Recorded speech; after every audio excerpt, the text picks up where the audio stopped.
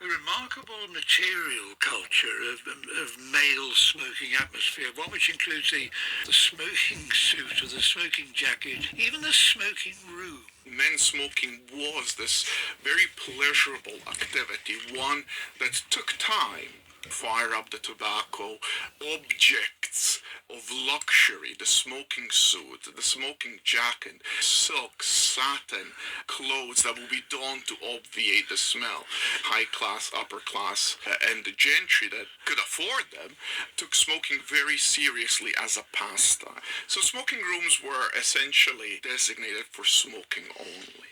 The gentleman would retire after dinner. Again, very ornate, drawing inspiration from Oriental art, very subdued, dark, plush, comfortable spaces. You point out that very early on, smoking sat at the edge between pleasure and even divinity on one hand, and filth, dirt, and disgust on the other.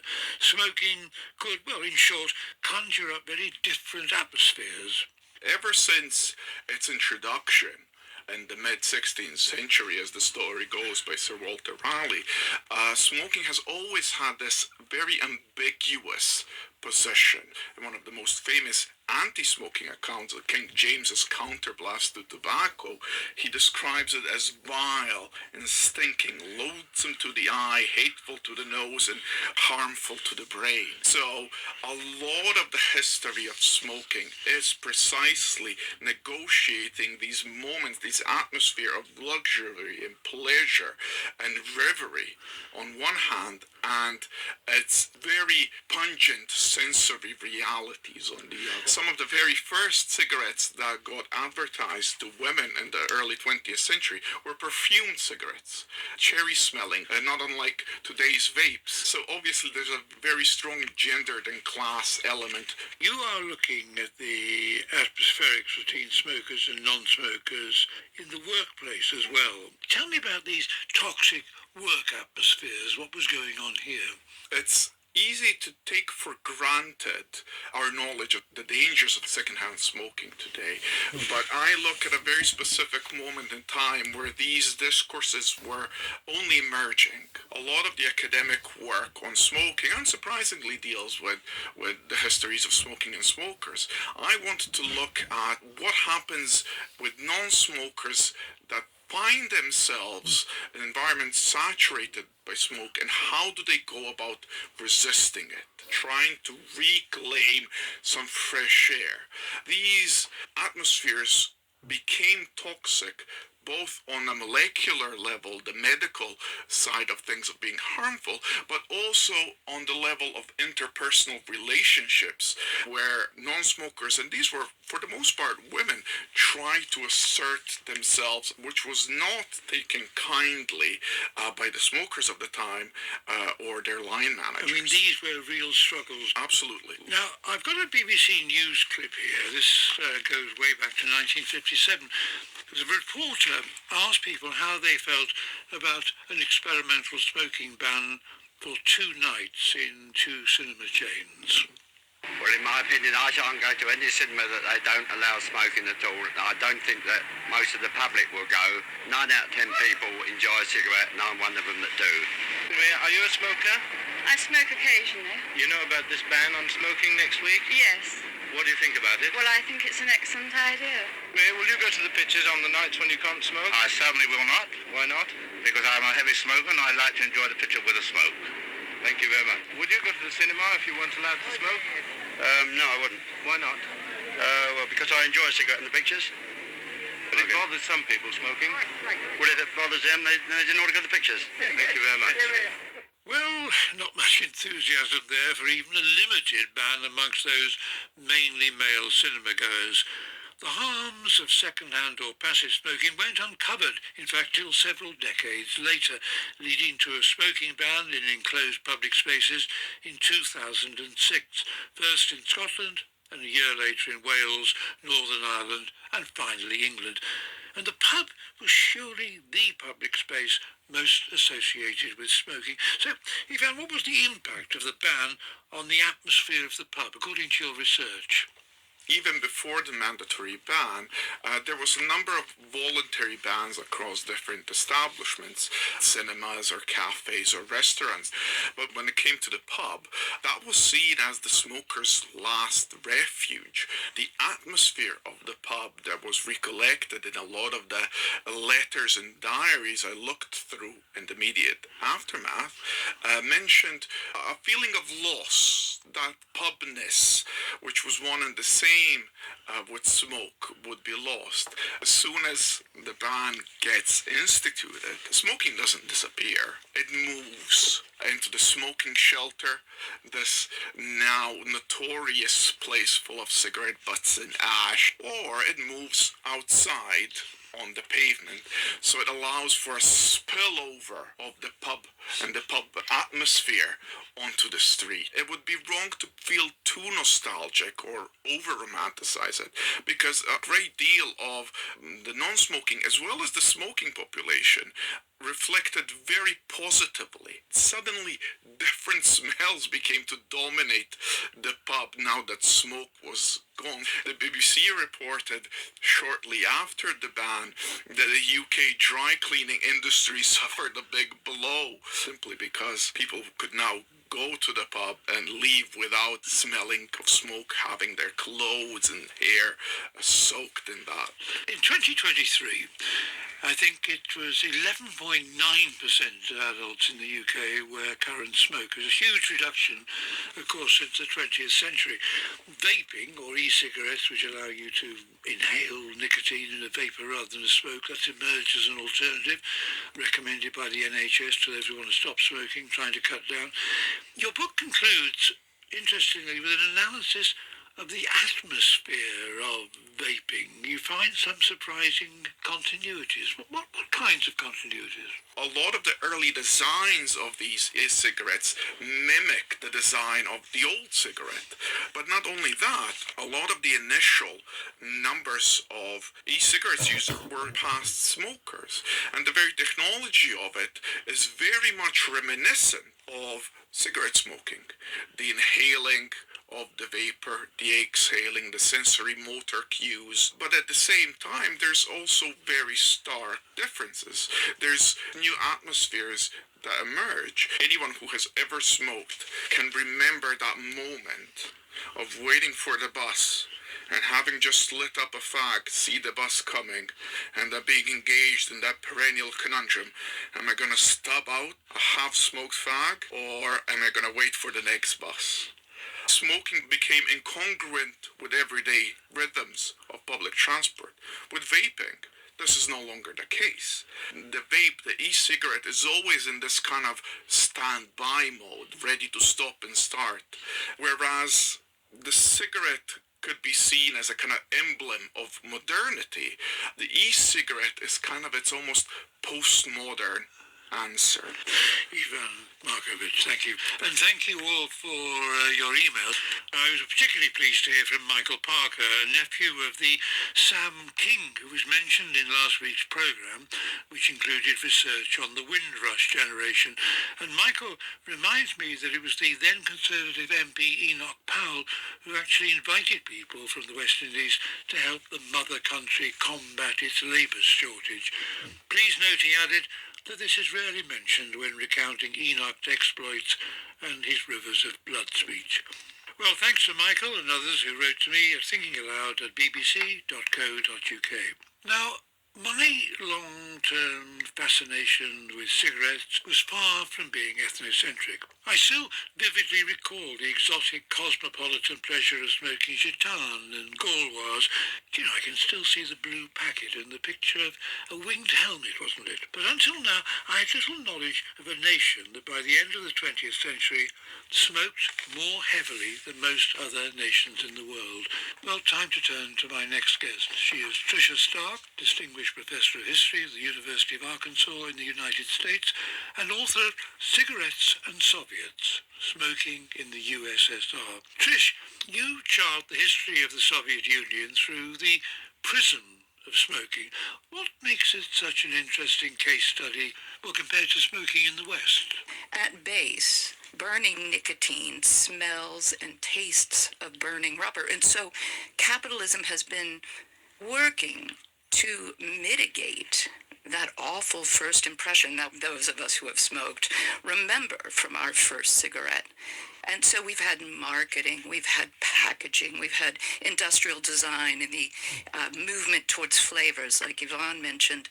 And we've also had overwhelming supply. And histories have focused on how capitalism overcame these problems of the initial drag. We don't have those same attractions available within the Soviet system. And so it provides a really interesting counterpoint to the idea of why people smoke. Tell me a little bit about the history of smoking in Russia, which preceded the October Revolution, why Russian and then Soviet smokers were pulled into a quicker, more intense dependency on tobacco earlier than those in other tobacco markets, because the demand for tobacco there was tremendous. The Russians are the earliest mass smoking society on Earth. The number of smokers is 10 to 20 times greater than the number of people in alcoholic excess, which is an amazing commentary for Russia, a society known for its prodigious drinking. The Russians are smoking a different kind of tobacco known as mokhorka, and it is twice the nicotine content of Nicotianum tobacco and makes Russia primed for addiction. You have an interesting description which you take from the journalist John Reed, who's describing a post-revolutionary gathering of the Soviets in Petrograd. He says that the meetings are just heavy, redolent with smoke. Tobacco litters and hangs upon and infuses the entire culture of revolutionary Russia. Yes, you nicely say the smell of revolution was tobacco. Now, your book begins prior to the Bolshevik Revolution in 1917, during Lenin and his comrades' famous train ride back to the then Russian Empire. What happened on that train? There are a ton of smokers among the revolutionaries. Smoking is a mark of being part of the working class, of being part of the movement. But Lenin himself is an avowed anti-smoker, just rabid in his dislike for tobacco and especially its smell. And so he says that there will be no smoking on this sealed train, but it's going for hours. It is that boredom, that tedium that does make tobacco so enticing. And so he tells everyone that they can only smoke in the bathrooms, as one would expect, and no one can use the bathrooms for their intended purpose. And Lenin has to come forward and give orders that there will be little tickets as to when one can use the bathroom for bathroom purposes and when you can use it for smoking. It causes an entire philosophical discussion among the revolutionaries as to where is tobacco on the hierarchy of need? When should we revolt against tobacco tyranny from Lenin? He would force people in meetings, if they wanted to be in the meeting but they wanted to smoke, they had to run over to the chimney and blow their tobacco smoke up the flue rather than be next to the seat of power, and using his proximity to power to enforce his interest in having a smoke-free atmosphere. I mean, given the context you've described in Russia of the time, it must have been difficult for Lenin to find many allies in his fight against tobacco, but you found one, didn't you? I did. So one of the important changes of the revolutionary state is to institute a national public health service, the first in the world devoted to the idea of prevention of illness. And the head of that, N.A. Semashko, is also an avid anti-smoker. He works alongside Lenin to try and institute a ban.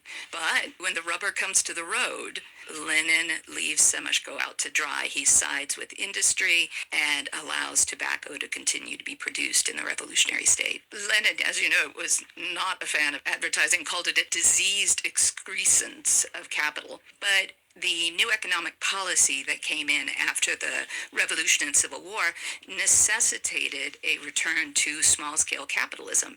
Tobacco is very much part of this recovery. However, when advertised, advertisers attempt to tap into the zeitgeist of the moment. Advertisements that show smoking as a revolutionary activity. And so we have these lovely advertisements with our triumvirate of worker, soldier, and peasant all smoking together and infused in a red scene. Many of the same people that are advertising smoking are also on the opposing side. So Mayakovsky, who gives us one of our biggest anti-smoking slogans, Kuri prosim, yad paperosia, or stop your smoking, it's paper wrap poison, is also doing advertising for smoking. It's an interesting contradiction.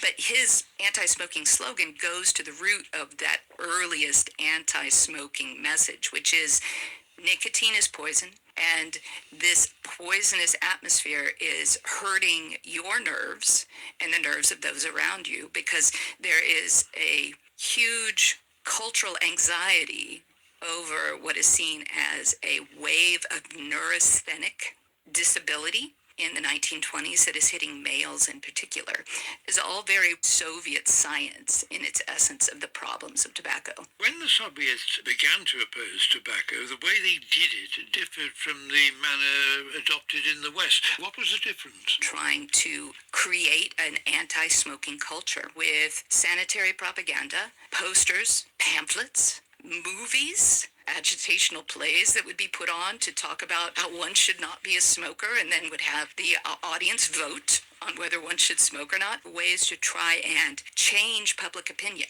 about what smoking does to the body and the atmosphere as well. Now, in spite of concerted efforts to reduce smoking, amongst which, of course, the advertisements we're talking about, it grew in use, actually. I mean, why did it grow in use? That's what gets to the core of what I'm trying to do with my books, to add to our idea of why people smoke something beyond psychologists. We need to use the kinds of techniques that I use and Yvonne uses to make it a biopsychosocial, cultural, historical problem. That it is those atmospheres that make up the reasons for smoking. And in the Soviet case, it's not the marketing, it's not the design and supply we think of it with capitalism, but it is instead the cultural context of smoking and what it means to Soviet people in a culture of scarcity. Supply can create a need for tobacco use, but also scarcity can make it that much more alluring. Are we talking about people who attempted to link smoking to capitalism? Yes, and alcohol. Semashko was a grand believer that the social context would change. Diseases of personal habit would disappear, would wither away, just like the old state. These are all opiates, just like religion is the opiate of the masses. So once you get rid of capitalism, you get rid of the need to deaden yourself to its exploitation.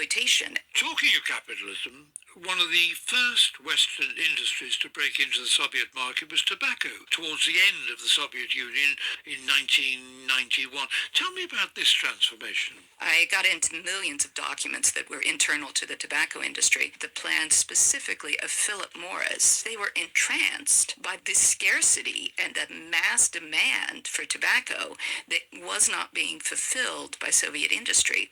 They are the most 007 named efforts. The Operation Red Carpet and the Mission to Moscow. Starting in 1964, they're trying to figure out how they can get it into the Soviet market. They try and do it through soft diplomacy as part of the Apollo-Soyuz joint space mission. A joint designed cigarette that had a Eastern blend that would be appealing to Soviet smokers, but packaging and design that came out of Philip Morris. And it was gorgeous compared to the usual rudimentary, very rough cardboard packaging. A commemorative package was from one of the cosmonauts. It was an artist as well, and so it was one of his paintings. And by the Soviets that produced it in Yava factory in Moscow, it was seen as this moment of intense achievement on par with Western technological achievement. Now, by the end of the 20th century, the newly independent Russian state was home to one of the highest smoking populations in the world, with particularly terrible consequences for male health. This is a BBC News clip from June 2013, when a law banning smoking in some public places and restricting tobacco advertising was due to come into effect in Russia. I'll keep smoking, he says. I'll just watch out for the police. I can't stop smoking, says bus conductor Svetlana. I've got such a stressful job. I have to deal with people all day long. In a country where 40% of the population smokes, it won't be easy to change the bad habits of a lifetime. Trish, what's the picture now? Smoking opinion has become more negative and smoking use has become more limited. Though I have heard in the last few years with the war, smoking has increased again. Tricia Sparks and Ivan Markovich, thank you both very much. Of course, this programme comes with an obligatory health warning. But I'm pleased to say that the inventor of the vape is still alive and kicking. Let's hope that on his death, no one recalls his life and his invention with the popular funereal phrase, much missed. Thinking Aloud is presented by Laurie Taylor and produced by Jane Egerton. Memorial and Museum to study the orchestras and restore their arrangements. This is Orchestras of Auschwitz.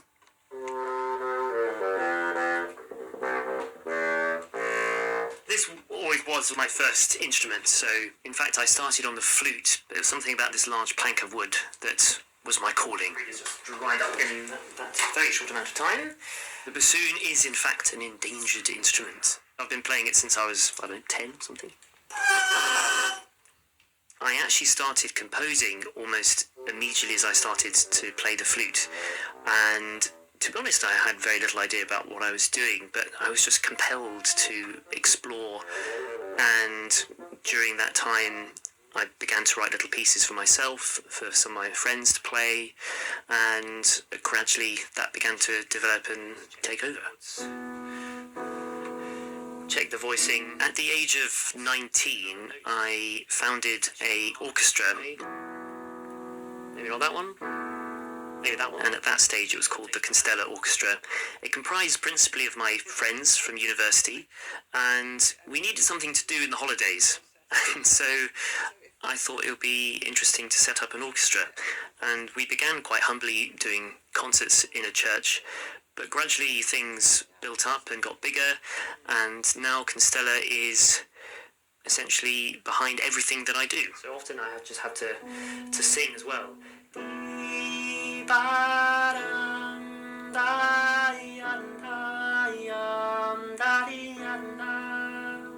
I think I've come to the point where composing is just so central to who I am, and it has been for a very long time, because I would composed as soon as I started learning music and haven't paused at any point. So I suppose I experience the world through composing.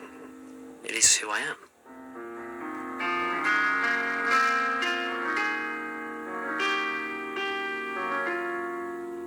Next week, Constella Music and I are giving a performance of some of the restorations that I've done with music that was written and performed in Auschwitz, and we'll be performing at the Howard Assembly Rooms as part of Opera North.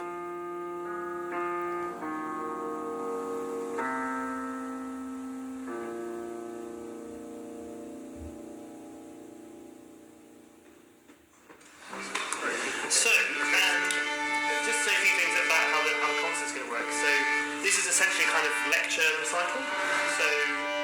I first went to Auschwitz in 2015, and this was because I was commissioned to write a piece in memory of Sir Martin Gilbert, the Holocaust historian, and I wanted to get a sense of the gravity and the significance of his work, and so I went on this research and development trip to Auschwitz. I might prefer it when it's high. I knew something about the orchestras already, as most classical musicians do, and therefore I had a conversation with one of the archivists, and he said to me in a somewhat offhand way that there were musical manuscripts in the depths of the archive. So I will basically say a few minutes of spiel before each number. I just couldn't believe it when he told me, because there are actually pretty few artifacts in the museum, because most of the items in Auschwitz were destroyed by the Nazis as they tried to cover their crimes. And I assumed that this would of course include the music, but actually that's not the case. So I went back a month later, and it immediately became clear why this pile of manuscripts had been overlooked for the last 80 years, that they were in such a mess. I suggest that we all come on stage for the Q&A, because the audience may well have some questions for all of us, particularly given the subject matter. None of them were complete. Many of them had burnt edges. Some were written in faded pencil.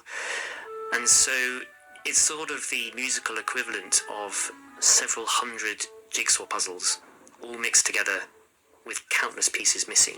Lots of media attention, and actually one of the questions that's come up quite a lot in the media is, what is it like to perform this music? So I suspect. And I sat down, and to be honest, I thought, I can't possibly do this. This is such an enormous task. I'll leave it to someone else. But as I was looking through, I stumbled across something which completely changed my perspective.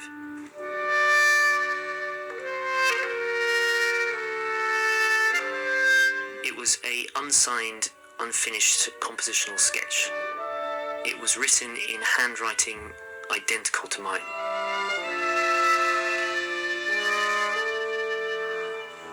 And I suddenly felt a huge sense of connection to not only that person, but that history. And I suddenly felt that it was my duty to do it, to finish it.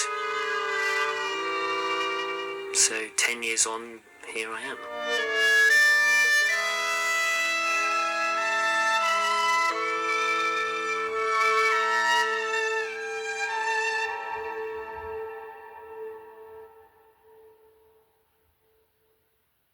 If you stand in Birkenau, you can see barbed wire extending as far as the eye can see. Auschwitz was a vast complex comprising multiple sub-camps, and for most of these sub-camps there existed an orchestra. Some people have said that there were as many as 12 orchestras. There certainly seems evidence to support that there were at least 3. So that is the Auschwitz I Men's Orchestra, the Birkenau Men's Orchestra, and the Women's Birkenau Orchestra.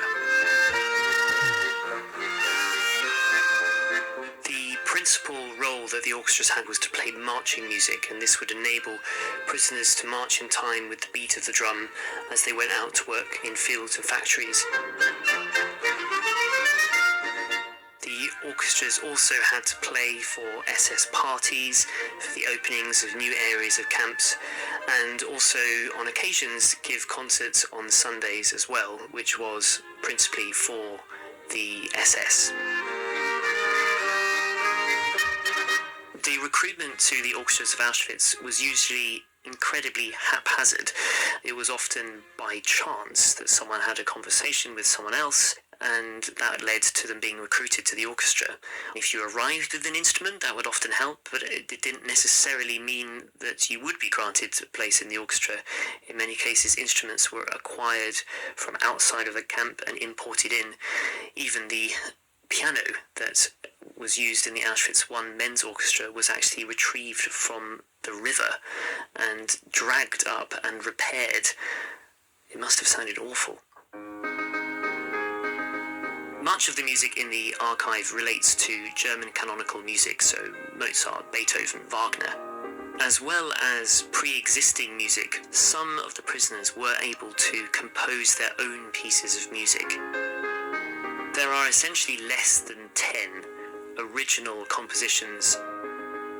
In these very few compositions, we have a real opportunity to understand from the prisoner's perspective what it was that they were feeling and thinking at that time.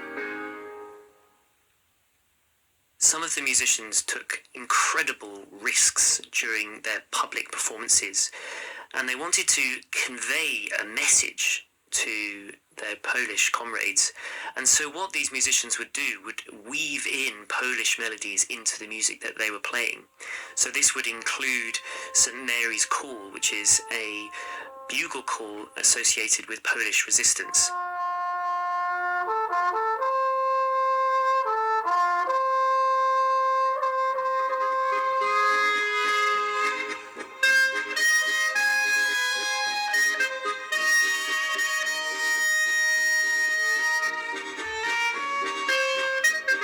This was totally unbeknownst to the soldiers. They didn't recognize this was any different from the music they were playing. But to the Polish prisoners, they heard this music and it gave them the strength and the courage when they had none.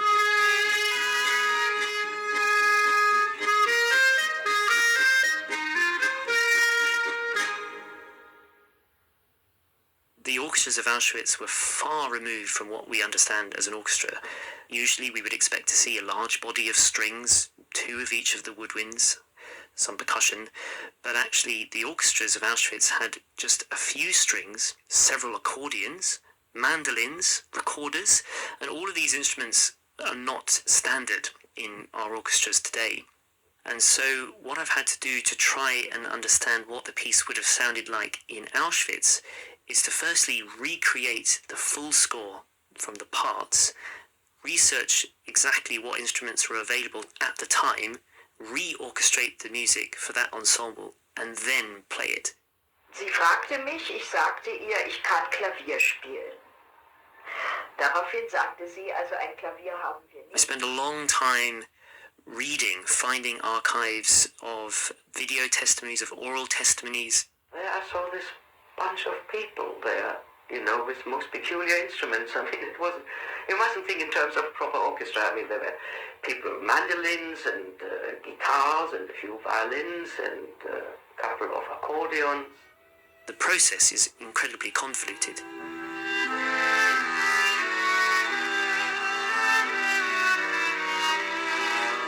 Whilst the members of the orchestras did have a marginally better quality of life, many of them were perishing very, very frequently, and therefore the orchestration of these ensembles was changing all the time, which then of course makes my job even more difficult, because at any one moment in time the ensemble was entirely different.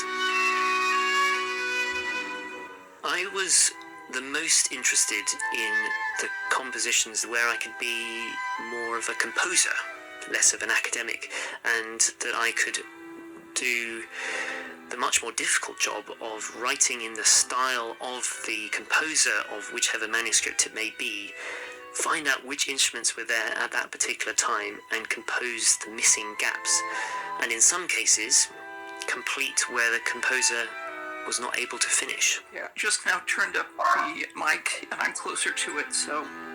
There has been another academic who's looked at this music called Professor Patricia Hall, and she has focused on some of the foxtrots where the arrangements are their most complete. I think so too. Nice to see you too.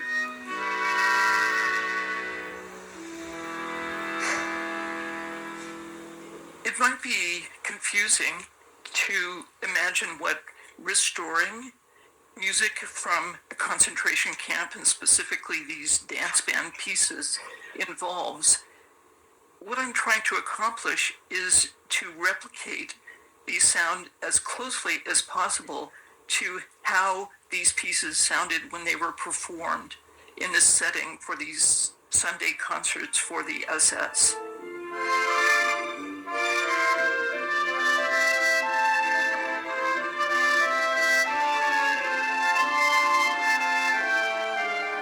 The prisoners were taking existing hits from the late 30s and early 40s and arranging them for the instrumentation of their dance band.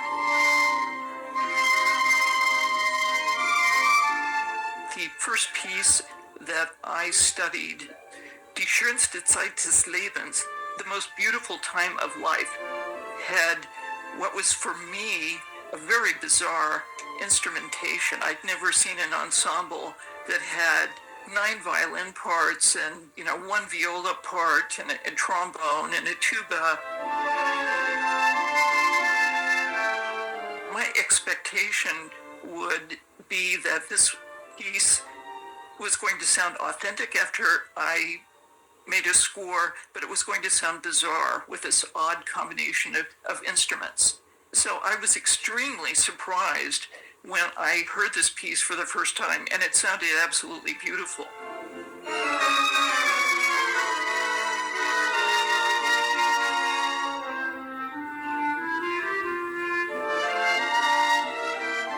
In terms of restoring, I am occasionally finding pieces where there is obviously a part missing, like there's a clarinet part missing.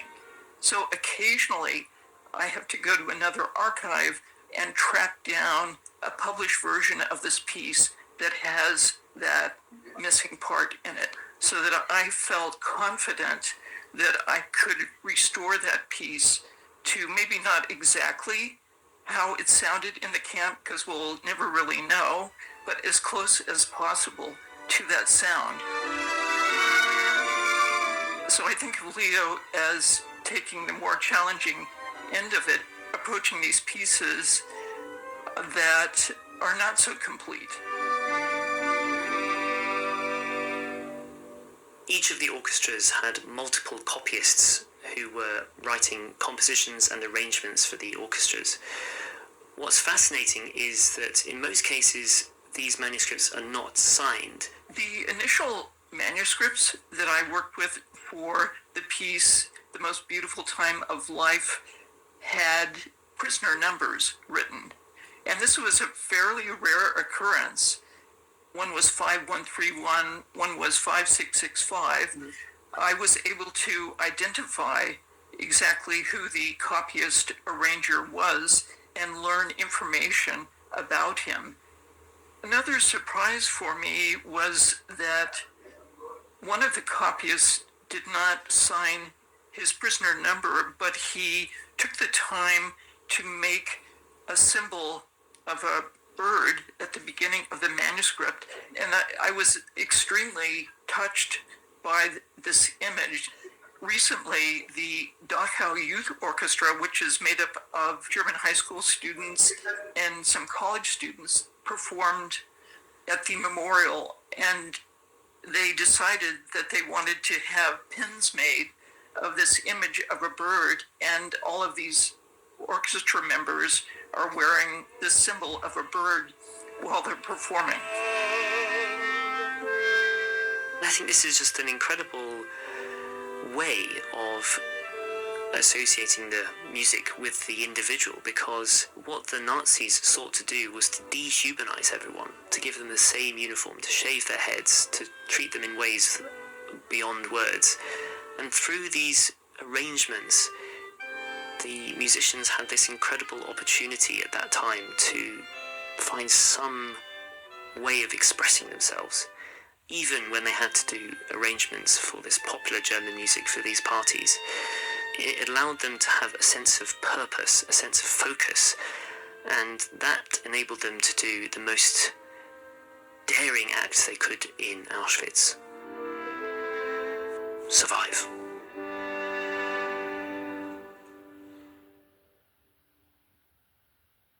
When I go to research in Auschwitz, I have to walk under the dreaded gate, Arbeit macht frei, the great lie, work sets you free.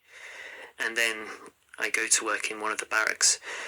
But as soon as you walk under that gate, it feels like you've arrived somewhere else. And for me, particularly as a musician, the thing that I find the most sinister is the silence. And this is despite the many thousands of people who visit Auschwitz a day. Everyone has to go in a group where guides whisper into microphones. And so there's essentially no noise from the visitors. It's quiet. And also it seems, for the large part, nature is quiet too. When I returned to Auschwitz to study the manuscripts. And initially it was just to write this one piece for Sir Martin. Yes. Yeah, we're going to start with this one. I had been studying the manuscripts within the barrack in Auschwitz itself, and I took a break by going outside.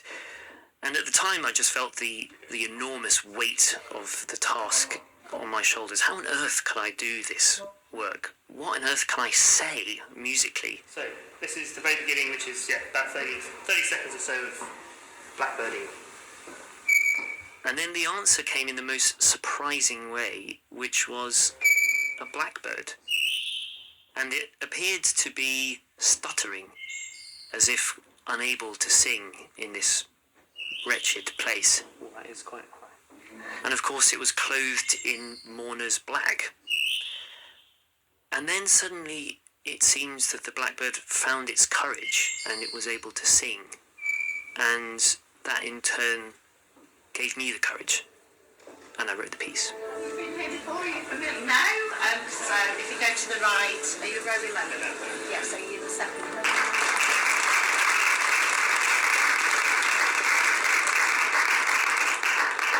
Good evening, ladies and gentlemen. My name is Leo Geyer and I'm the artistic director of Constellar Music. The composition begins with a blackbird song.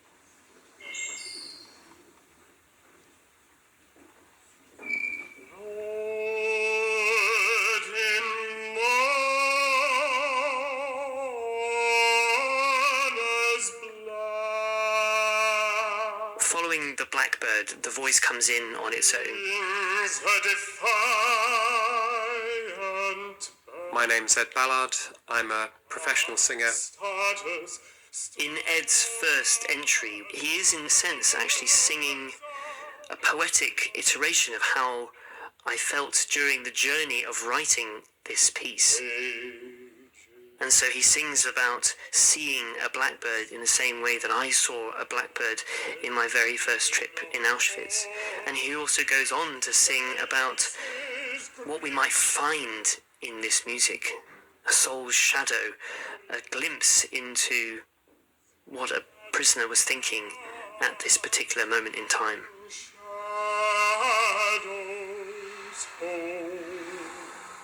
What was immediately very evocative for me was the juxtaposition of birdsong, which for so many of us evokes a sense of tranquility, of peacefulness, and of freedom. We talk about being as free as a bird, and when we look at birds in flight, we automatically have that sense of possibility and a lack of boundaries. And of course, that's completely at odds with the situation here. We're introduced to this piece through that sound world and then led into this much darker place. The sun bathes the lines lie. Across all of the vocal writing, I engaged with a type of scale which we call the Phrygian scale, which is where we have a particular relationship between intervals which presents a colour that is very much associated with Jewish music. If we talk about ya da da da da da da da da da da, everyone immediately associates that with a particular ethnomusicology. It almost puts a sort of identity on the sound that people will pick up on.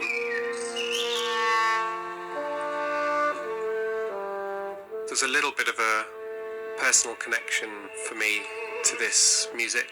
My great-grandfather was in Theresienstadt, which was a transit camp to Auschwitz.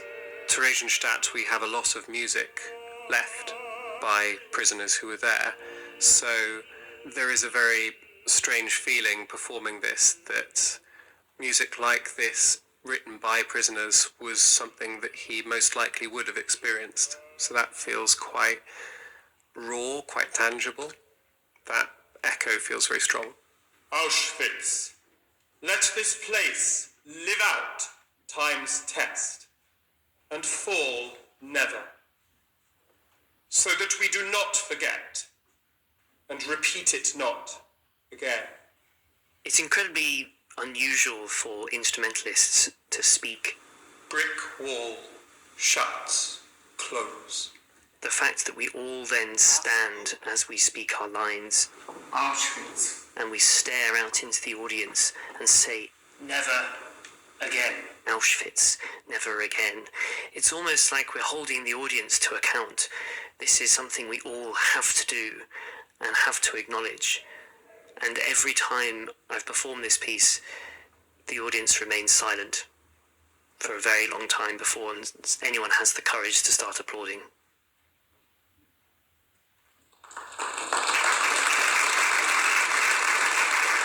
Most performers, if you ask them, will talk about the way in which you participate with an audience in a performance. It's not something that is all one way. You feel when you're on stage, you feel an energy coming back from the people who are in the room with you. And that feeling is all the more pronounced when singing this piece. It really feels like this is something that everyone who is in that space is a part of. And it's very powerful.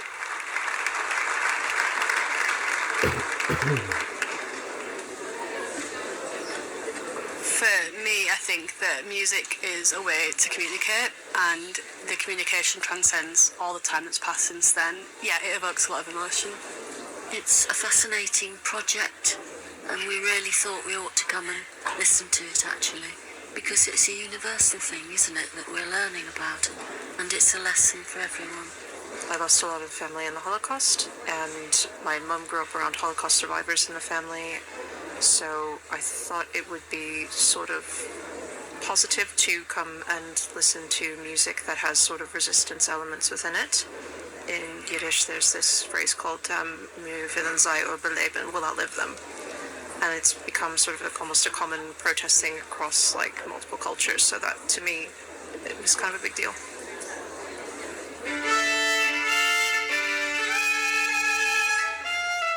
So you might think that after almost a decade of studying this music and this history that I'd be in some way immune to the horrors.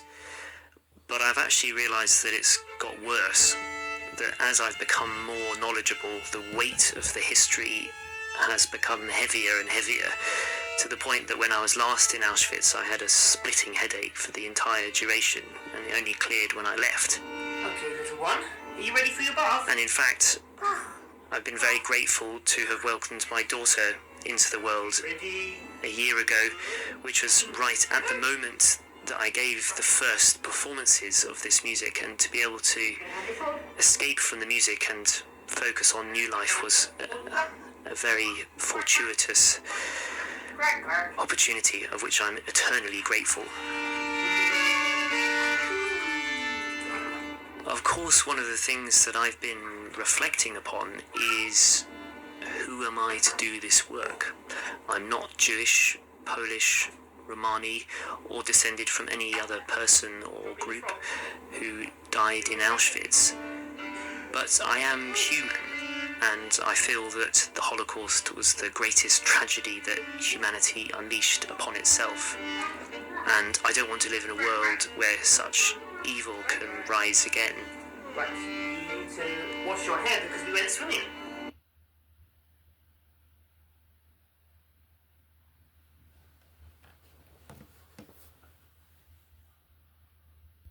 Let's bring it to another point Kevin Baynop made earlier on today, and that is this. Net zero is making Britain dangerously dependent on China, and that is precisely because, as you mentioned, solar energy, well, all the solar panels are manufactured in China. God knows what the carbon footprint of that is. God knows the humanitarian conditions of the workforce. The same with all the windmills we see everywhere, the propellers, they're all made offshore. We outsource our carbon footprint, and over the lifetime of those goods, do we get cheaper energy? The answer is manifestly no. The bills haven't come down. When is it going to start? So, like, a few things on that, right? One, are we outsourcing this? Yeah, we absolutely are. We shouldn't be. Why are we not producing solar panels? Why are we not producing wind turbines? Because we sold our steel industry down the line because of net zero targets. Well, one, that's not the case, right? The steel industry was affected by a whole manner of things, and actually we as Green campaigners have been standing alongside the people at Port Talbot and beyond, saying this is not how you do a transition well. There's huge opportunities in green steel that we've not taken advantage advantage of. Green steel is not So as strong as proper blast furnace it could steel. be. We're going to get into real technicalities here, but it could be. We're not investing in the technology that would let us produce primary steel in a green way well into the future. But yeah, on the cost piece and on this idea of us tying ourselves to China, if we've learned anything from the last few years, it's that we've tied ourselves into volatile fossil fuels, right? And that's why one of the biggest impacts on our economy and one of the biggest impacts on people's living standards over the last few years has been the Ukraine-Russia conflict, which has seen oil and gas prices rocket and British people pay the price. Meanwhile, oil and gas companies, surprise, surprise, reaping in huge profits. I don't understand why the Conservatives aren't going after them. Maybe I do. But there is huge opportunity in the renewable sector, a huge opportunity for jobs. We should bring in those bills down, but it just takes bold action. And I'm a bit baffled, frankly, that in the face of a challenge the size of climate crisis and an opportunity the size of the net zero one, that the Conservatives and Reform say Britain's not up to it. I disagree. Amy Cameron, don't forget, of course, that fossil fuels are helping drive the American economy. Gas prices going down there because they are energy sovereign and not reliant on the imports that you claim are shafting us. We could also be energy sovereign if we drilled, baby drilled. That's a conversation for another time. Great to have you back. And I knew the last word, I knew it. I knew we'd end up getting on. Now I've got some breaking news for you. It's been reported that the phone call between Donald Trump and Vladimir Putin has finished after lasting for just over an hour and a half. Early reports from the Kremlin were telling us that conversation would go on as long as necessary. Well, it is now over after a mere 90 minutes. That means surely there was some kind of statement from Donald Trump before the end of this show, and we'll keep you updated with the latest as and when that happens. But first is your headlines, and it's Tatiana Sanchez.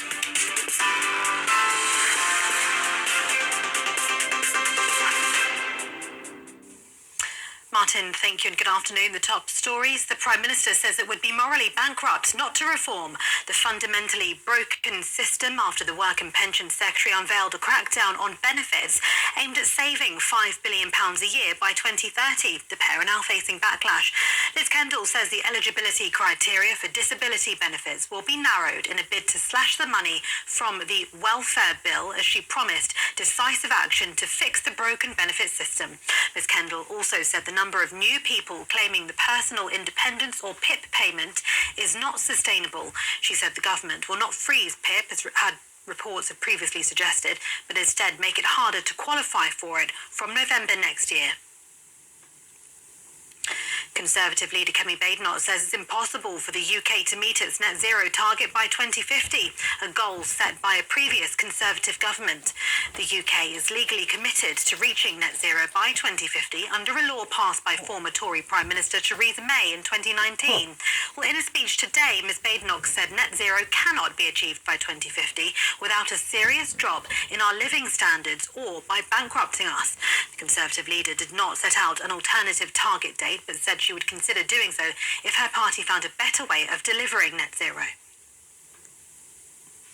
And talks between the US president and his Russian counterpart have reportedly just wrapped up after lasting around an hour and a half. We'll bring you the latest as soon as we get it. Donald Trump has been speaking to Putin in an attempt to convince him to accept a ceasefire deal in Russia's war with Ukraine. Well, the call comes as Downing Street shared that Sir Keir Starmer and President Trump spoke last night with the Prime Minister, saying that Ukraine must be put in the strongest possible position in order to secure just and lasting peace. The White House says President Trump is willing to impose more sanctions on Russia if that phone call did not go well. This marks the second known time the two leaders have spoken since Trump returned to office in January. Those are the latest headlines for now. More from me in half an hour. For the very latest GB News direct to your smartphone, sign up to News Alerts. It's a parallel universe at Thames Water at the moment. There's what we see on the screen, and then on another floor, we don't see the chairman of Thames Water, we don't see the general counsel, we don't see the lawyers and the bankers that are working on a package which, by the way, they're spending £15 million a month, according to the FT, on advisors working on that rescue package. That's going on at the same time, and that's why I think that Chris Weston, the laudable CEO, he's slightly disingenuous, if I may say so, when he's asked. He knows what's going on. He is on that other floor that we don't see as well with his chairman. And the crisis at Thames Water is so bad that we don't know who owns Thames Water at the moment. The shareholders have written down their investment to zero and the hedge funds have come in. And it is those hedge funds that are lending the money to keep the thing going, and they will want paying. And there is a massive scandal coming, which is the day will come when there will be a reckoning, and a lot of hedge fund guys, mostly in New York, may get paid taxpayers' money. And that's going to be a political crisis. That's why Caroline Murdoch's decision to bring in the cameras is defensive PR, and it's the right decision, because what she's doing, and I think there may be other episodes as well, Dickie Bird tells me, so that we can see that the people who are literally up to their elbows in SHIT, trying to keep it out of the Thames, are the good guys. There are a lot of bad guys, but they weren't in this documentary at all. Let's just talk a bit more about what we do see as opposed to don't see. We do see, and I think this is fascinating, the relationship between a CEO and a director of corporate affairs, because it's hidden often, and we see it. Always. And it's a crucial role, because the director of corporate affairs is a key advisor, is a counsel. Remember that phrase, the mirror holder? Often it's corporate affairs director has to hold up the mirror to the chief executive. And has to be with the CEO at the most delicate moments, and it has to be based on trust. And I would go as far as to say that it is a litmus test of a functioning company whether that relationship is working or not. And clearly in this case it is. You've also got to have, I'd like to say another thing about the kind of the role of the CEO, you've got to have a CEO who knows how to lead in a crisis. And I think keeping it simple, there's a piece where Chris Weston says, I just want to fix it, which I know out of context sounds a bit strange, but I think in a crisis situation, clear communications, and Chris Weston does it in front of camera, he gets up and he talks about what's happening. I agree, he doesn't dwell on the past, but I wonder whether that's the role of a CEO. He actually ends up being called our Chris by some people, which I think is not a bad test of whether a CEO is beginning to cut through, but very interesting how this is played out on camera. Yeah, he's clearly respected and even loved by his people. He's ex-army, he knows how to lead, there's no doubt about that. But I think it's not just about the past, it's about the near future, and he knows what's coming. I think in terms of, this might be one for the anoraks, but we see, you're quite right, Simon, we never ever see on TV the interaction between the communications director and the CEO. But we see that all the time, and you've done that job, and I've been in those rooms many times. One of the things really struck me is the lack of resources around that press team. I've already said, according to the FT, Thames Water is spending £15 million a month on advisors. It's not spending those on blue chip advisors around Caroline and her press team. I was really actually quite shocked on one of the press calls, a really important press call. They put their CEO, Chris, onto a call with all the media on at the same time. Now, in the blue chip world of high-end PR, you would never do that. What you would do is you would prioritise, and you would, in most cases, do one-on-one calls. Because if you put the media all together, what happens is a sort of lowest common denominator thing happens. And indeed it does on that call, because the second question is, can you justify your bonus of £195,000, Mr. Weston? Now, that's a lot of money. £195,000 is a lot of money, but when you're spending $15 million a month on advisors, and you are in 15 to 18 billion pounds of debt, which is what Thames Water has, that question should not be allowed to dominate a little press conference, because it's irrelevant. I know it's important, but it is irrelevant. I don't think actually the media necessarily comes out of this brilliantly either, because the Q&A is all a bit banal. It's all about bonuses and so on.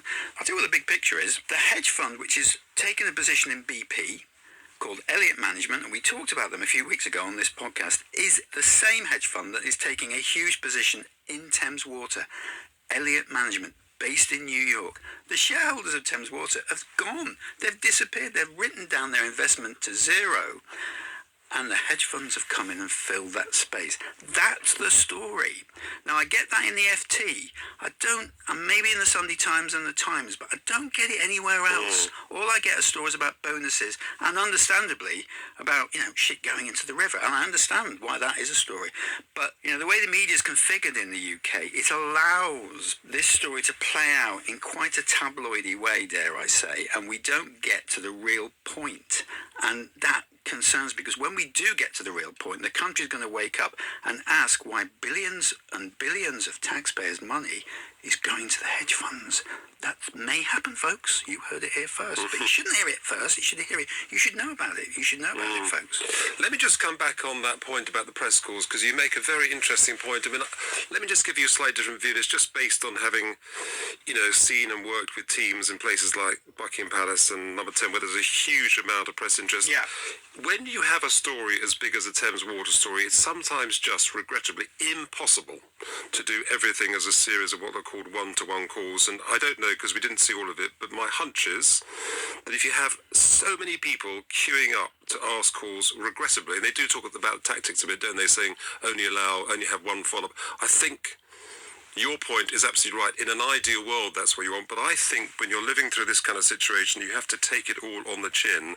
And actually having one big call and then some one-to-ones is probably the best way to do it. But I agree, it becomes a bit of a kind of mob approach. But I think, and we don't know, that Thames Water is in that unique position of where there's so much interest, you just have to make sure that you cover. You also make another very interesting point, David, about the kind of the other side of the story. I was just thinking, in a way, isn't that what newspapers are better at? Talking about the financial side and what's really going on, the shareholder structure, the debt structure. I was just trying to imagine a TV program that actually focused on that, and I just wonder whether it would actually be good television. I think there are lots of things going on here. First of all, the piece of television was never going to be about the financials. And by the way, I do recommend everybody watch this. One of the many things we learn is that the staff at Thames Water cannot wear their Thames Water jumpers at lunchtime or after work because they get harangued. People come up to them and they complain about shit in the river and bills. We haven't even mentioned that yet. People can't afford to pay their bill. People are very angry about this. Now, as a result of this documentary, I genuinely think that a lot of the workers will be able to go to the pub or coffee bar and stand proud. I do think that when it comes to the overall situation, the fact is that the privatisation of Thames Water at the beginning has never really worked. And everyone else that's in that sort of paradigm, in that situation, is really in an impossible position. And that comes out too. Now, I'm not saying at all that the BBC documentary should have been about the finances. I mean, frankly, I've spent my entire career either as a financial journalist mostly or in financial PR, with a few years editing tabloid newspaper thrown in the middle. Now, even I, when I'm reading the FT on this, I have to focus and read it carefully, read it twice before I quite understand what is happening here. So I'm not saying that the BBC documentary's job was to go into the financial detail. What I'm really saying is, Chris Weston, of course, understands that. Of course he does. Of course he does. He knows what the situation is. So why did he allow the cameras in? It is because the cameras show that his workforce cannot cope at all. It's not their fault. The systems don't work. There hasn't been enough investment. Where I think Chris Weston is slightly disingenuous, if I'm honest, is he says on camera, he's asked about the previous owners taking out dividends, and he says he doesn't really think it's their fault. Well, why is Macquarie not mentioned? Macquarie is the Australian bank that effectively owned Thames Water for more than 10 years and took out billions in dividends. Now, we all know that. It's in all the papers. But he can't bring himself to say that. I think that is slightly questionable. And if I may say so, I think the makers of the film should have pushed back a little bit on that. It's very interesting. You see, I think, coming back to the PR of it, I think what every Fly on the Wall series has is a couple of heroes.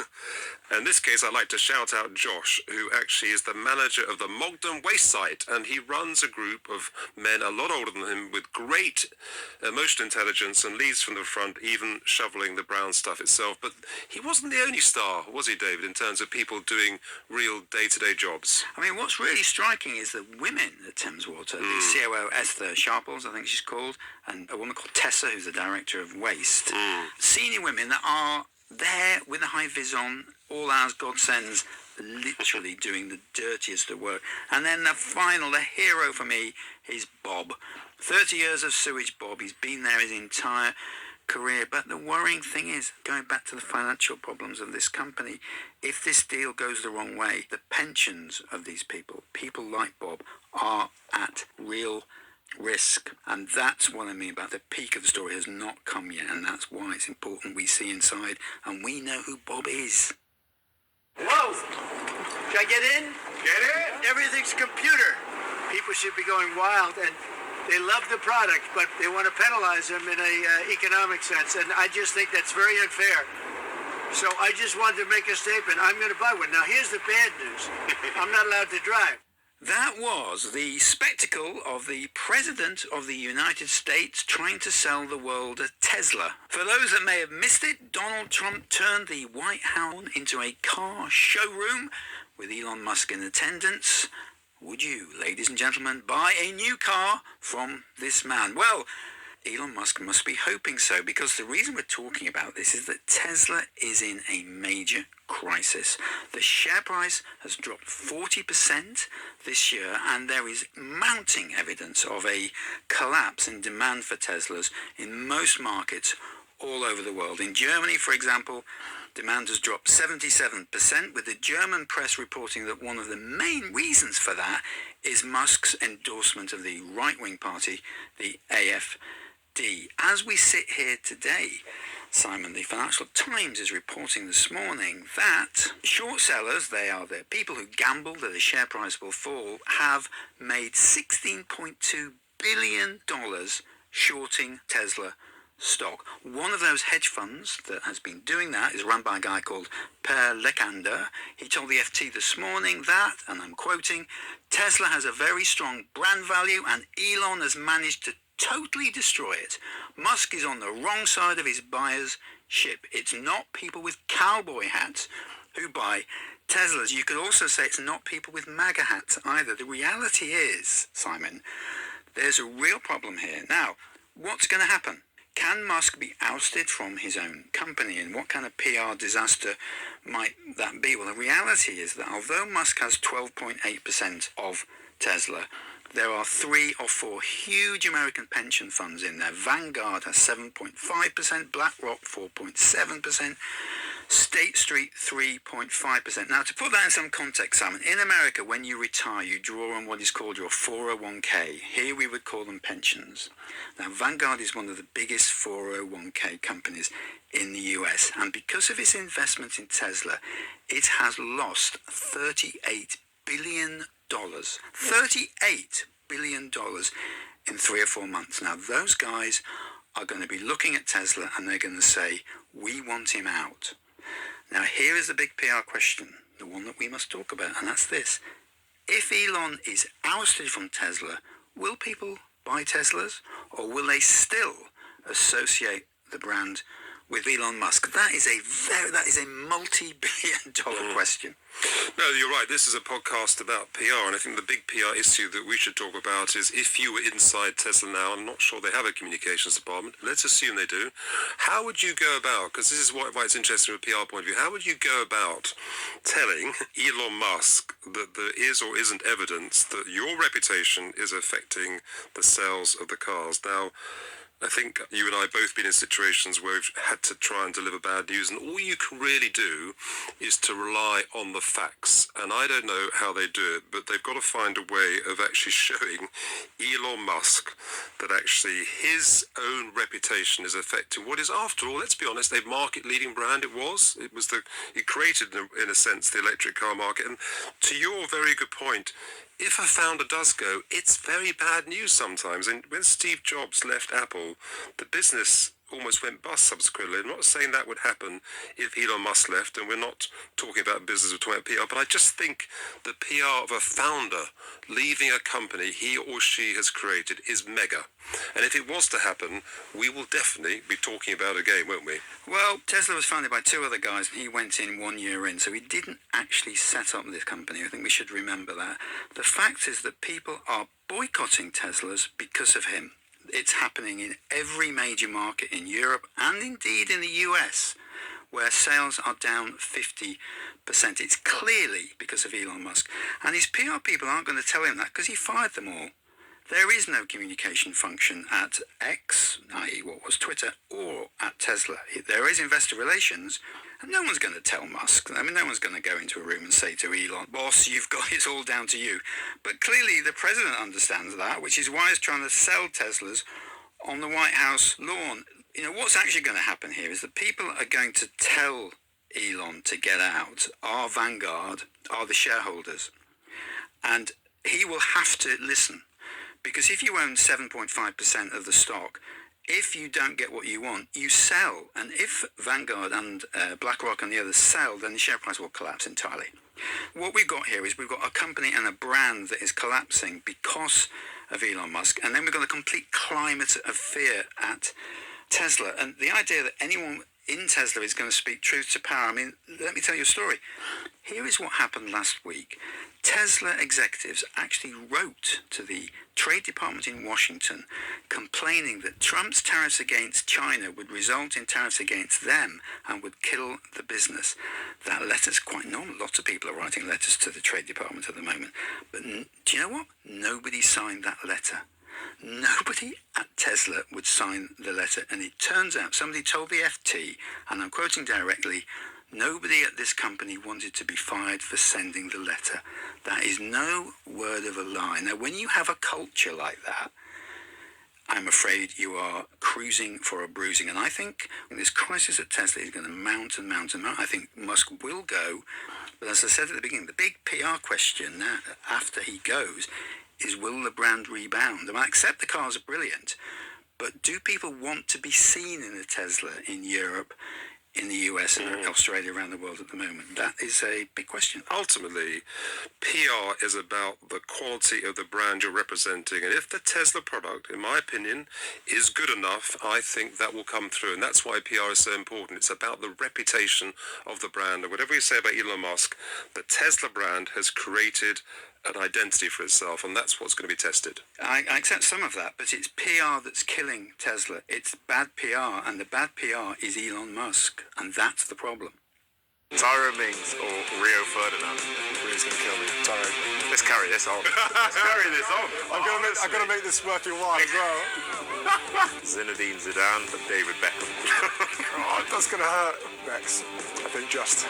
Bex might kill me if I don't say that. So this is great. You just heard England and Aston Villa defender Tyrone Mings putting the Prince of Wales on the spot. Not the penalty spot on this occasion. It was part of an exclusive interview with the Sun at the Villa training ground last week. I think it covered in the end 6 or 7 pages of the paper. What comes across is a prince who is passionate about football and a fan to the extent that he admits to his pre-match superstitions and rearranging where the children are sitting, that's the prince and princesses, if Villa aren't doing well. He even admits to posting on online fan forums, anonymously of course. He talks about the sense of belonging that being a football fan brings him, and we can all recognise that. It's not unknown for members of the royal family to enjoy a sporting fixture. The Queen was at Cheltenham last week, and the Princess Royal, as we know, is a big supporter of Scottish rugby. But this seems, David, a bit more than that. It's, I think, really clever positioning more broadly for the Prince of Wales. What do you think? Well, I suppose the thing to say is it worked. It worked because it was authentic.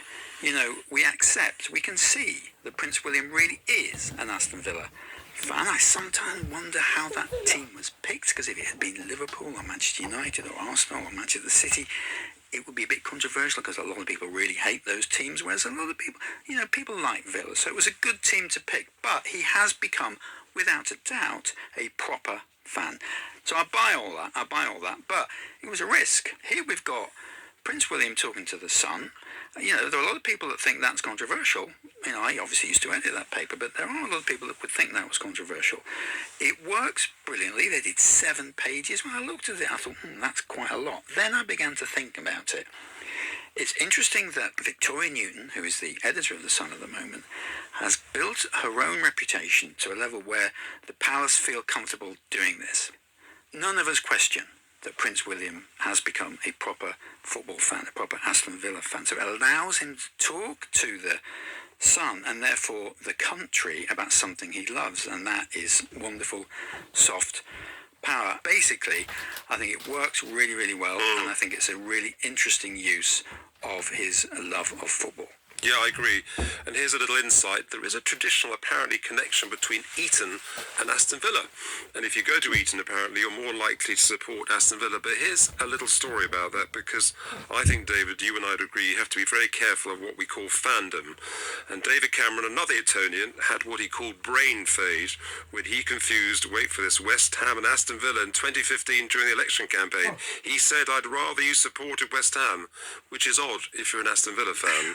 And then going back quite a way, but it's a great story, in the 1978 FA Cup final, I'm sure you remember it well, Arsenal versus Ipswich, wrong result for my team, Margaret Thatcher went to her first ever FA Cup final. And she was interviewed, asked after the match what she thought of the match. And she said, as quick as a flash, I thought the Ipswich number 10, David Geddes, was brilliant. The only problem was he was in the programme but didn't play because he was injured last minute. So I have to say, just finish by saying, Gordon Brown, of all the people I worked for, really, really loved his football and was incredibly knowledgeable about it. And do not ever try and catch him out on Wraith Rovers because he knows everything about it. But I think the semi-serious point is, I don't know if you agree, is that if you're going to talk about football, make sure you know what you're talking about, because it is easy to be found out. I think that's absolutely right. If you're going to talk about football in this country, to the sun, you really have got to know your stuff, and it would have been a disaster if he got anything wrong. And he didn't get anything wrong. And it shows that even in the 21st century, the Sun is a superb route to market, because although the story appeared first in the Sun, we all know about it. It was on the BBC, it was picked up by every other newspaper. So the Sun still works as a way of disseminating a message in this country. Well, that's it from both of us for this week. We're taking a short on-air break until after Easter, but we'll continue to drop our special episodes on Sounds. We'll be answering your PR questions as well as helping you manage your own personal PR in quick wins, and there's still time to get in touch. A reminder of how it be a nightmarish infinite labyrinth that contains every combination of letters, except it's all gibberish. We'll be discussing that and more as we consider the role of the public library in the digital age. The Forum. Saturday. Welcome to OS on the BBC World Service with me, Mark Lowen, live from our London newsroom. As we come on air, we are watching the major developments in two wars. One, Gaza, where the bloodshed is spilling again and the fragile peace is breaking. And the other, Ukraine, where a phone call between Vladimir Putin and Donald Trump to discuss a month-long truce has ended. We are waiting for a readout of it. In Gaza, more than 400 people have been killed as Israel pounded the strip from the air, accusing Hamas of refusing to release more hostages. Hamas says it's Israel reneging on the ceasefire, which foresaw an Israeli withdrawal from Gaza. Hostage families say it's putting their loved ones at risk. As for Ukraine, will President Trump bend to his Russian counterpart and try to push Ukraine towards a truce on the Kremlin's terms? We'll hear from both theatres of war, get the latest from our teams on the ground, and ask, what's the price of peace? That's all after a latest bulletin of BBC World News. BBC News, I'm John Shea. There's been widespread condemnation of Israel's renewed airstrikes in Gaza, which Hamas says have killed more than 400 people. A UN humanitarian chief, Tom Fletcher, said his worst fears had materialized. Egypt has accused Israel of deliberate efforts to make Gaza uninhabitable. Nadav Shoshani, a spokesperson for the Israeli Defense Forces, said the aim of the Israeli offensive was to dismantle Hamas. Our objective is to fight Hamas, to take away their abilities, to make sure that they don't have abilities to carry out terror attacks like they have been planning in recent days and weeks. At the same time, we are operating to see those hostages returned to Israel. We've seen them returned through two ways. Dozens of hostages that were returned through military operations, but most of them have returned through some sort of agreement that has been achieved somewhat by military pressure. A highly anticipated phone call between President Trump and his Russian counterpart Vladimir Putin to discuss a ceasefire in Ukraine has ended. Earlier, the White House said the conversation had been going well. Ukraine agreed last week to a US proposal for a temporary truce, but Russia has spoken of wanting numerous conditions. Denmark's Prime Minister Mette Frederiksen said the Russian president could not be trusted. Personally, I find it difficult to trust Russia with everything we are noticing and experiencing from them, but it's very good that Ukraine has been very clear supporting this idea of a ceasefire. Now we need Russia to take responsibility as well. The German parliament has approved changes to the constitution to allow the country to invest huge sums in the military and infrastructure. Defence spending will now be exempt from restrictions on government borrowing. The incoming Chancellor, Friedrich Merz, said the changes were necessary to strengthen Germany. Our Europe regional editor Orlando Thiel explains.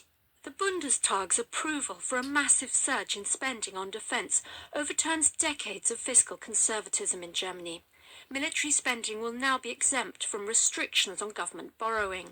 The changes will also allow the creation of an infrastructure fund worth more than $500 billion. The incoming Chancellor, Friedrich Merz, said the changes were necessary to strengthen Germany against what he called Russia's war of aggression on Europe. President Emmanuel Macron has announced that France will increase orders of home-produced Rafale fighter aircraft, saying Europe will need to defend itself if it wants to avoid war. Speaking at an airbase in eastern France, Mr. Macron said the site would receive the next generation of Rafale jets and its hypersonic nuclear missile within a decade. This, he said, would help modernize the country's nuclear deterrent. Mr. Macron said no one knew what would happen in the coming months and years, but he wanted France to be ready and protected. This is the latest world news from the BBC. Indian police have arrested the parents of a man suspected of killing his wife in the UK before fleeing the country. Harshita Brella's body was found in the boot of a car in London last November. She'd been strangled. Her husband, Pankaj Lamba, is the prime suspect. He's believed to have left Britain the same month, sparking an international manhunt. A court in South Africa has issued a landmark ruling intended to protect African penguins, which have suffered a sharp decline in numbers in recent years. The court has imposed 6 no-fishing zones around key breeding colonies, mostly in the Western Cape region. They'll be put in place within 2 weeks. An Italian newspaper says it's become the first in the world to offer a daily edition produced by artificial intelligence. 4 pages of entirely AI-generated content are included in Il Foglio's latest broadsheet and on its website. Jacob Evans has more details. As artificial intelligence becomes more advanced, Il Foglio wants to showcase the impact it's having on our daily lives. Every day, for the next month, it will release an AI-generated supplement, which you can pick up or read online. Tuesday's inaugural edition provides a scathing look at President Trump and what it calls 10 betrayals by Vladimir Putin. There's also stories on how young Europeans are ditching stable relationships, and a selection of AI-generated letters from supposed readers. One asks whether the technology will render humans useless in the future. The AI editor's response? Not yet. 3 men have been found guilty for their part in the theft of a gold toilet from a British art exhibition nearly 6 years ago. The fully functional loo weighed 98 kilos and was insured for $6 million. It was stolen in a raid that took just 5 minutes, hours after a glamorous launch party at Blenheim Palace. The artwork, called America, was part of an exhibition by the Italian conceptual artist Maurizio Catalan. BBC News. Hello and welcome to OS on the BBC World Service with me, Mark Lowen, live from the BBC newsroom here in central London. In front of me there are various screens with live pictures from stories right across the world being beamed into this building, and on 2 of them I can see Beauty Shot.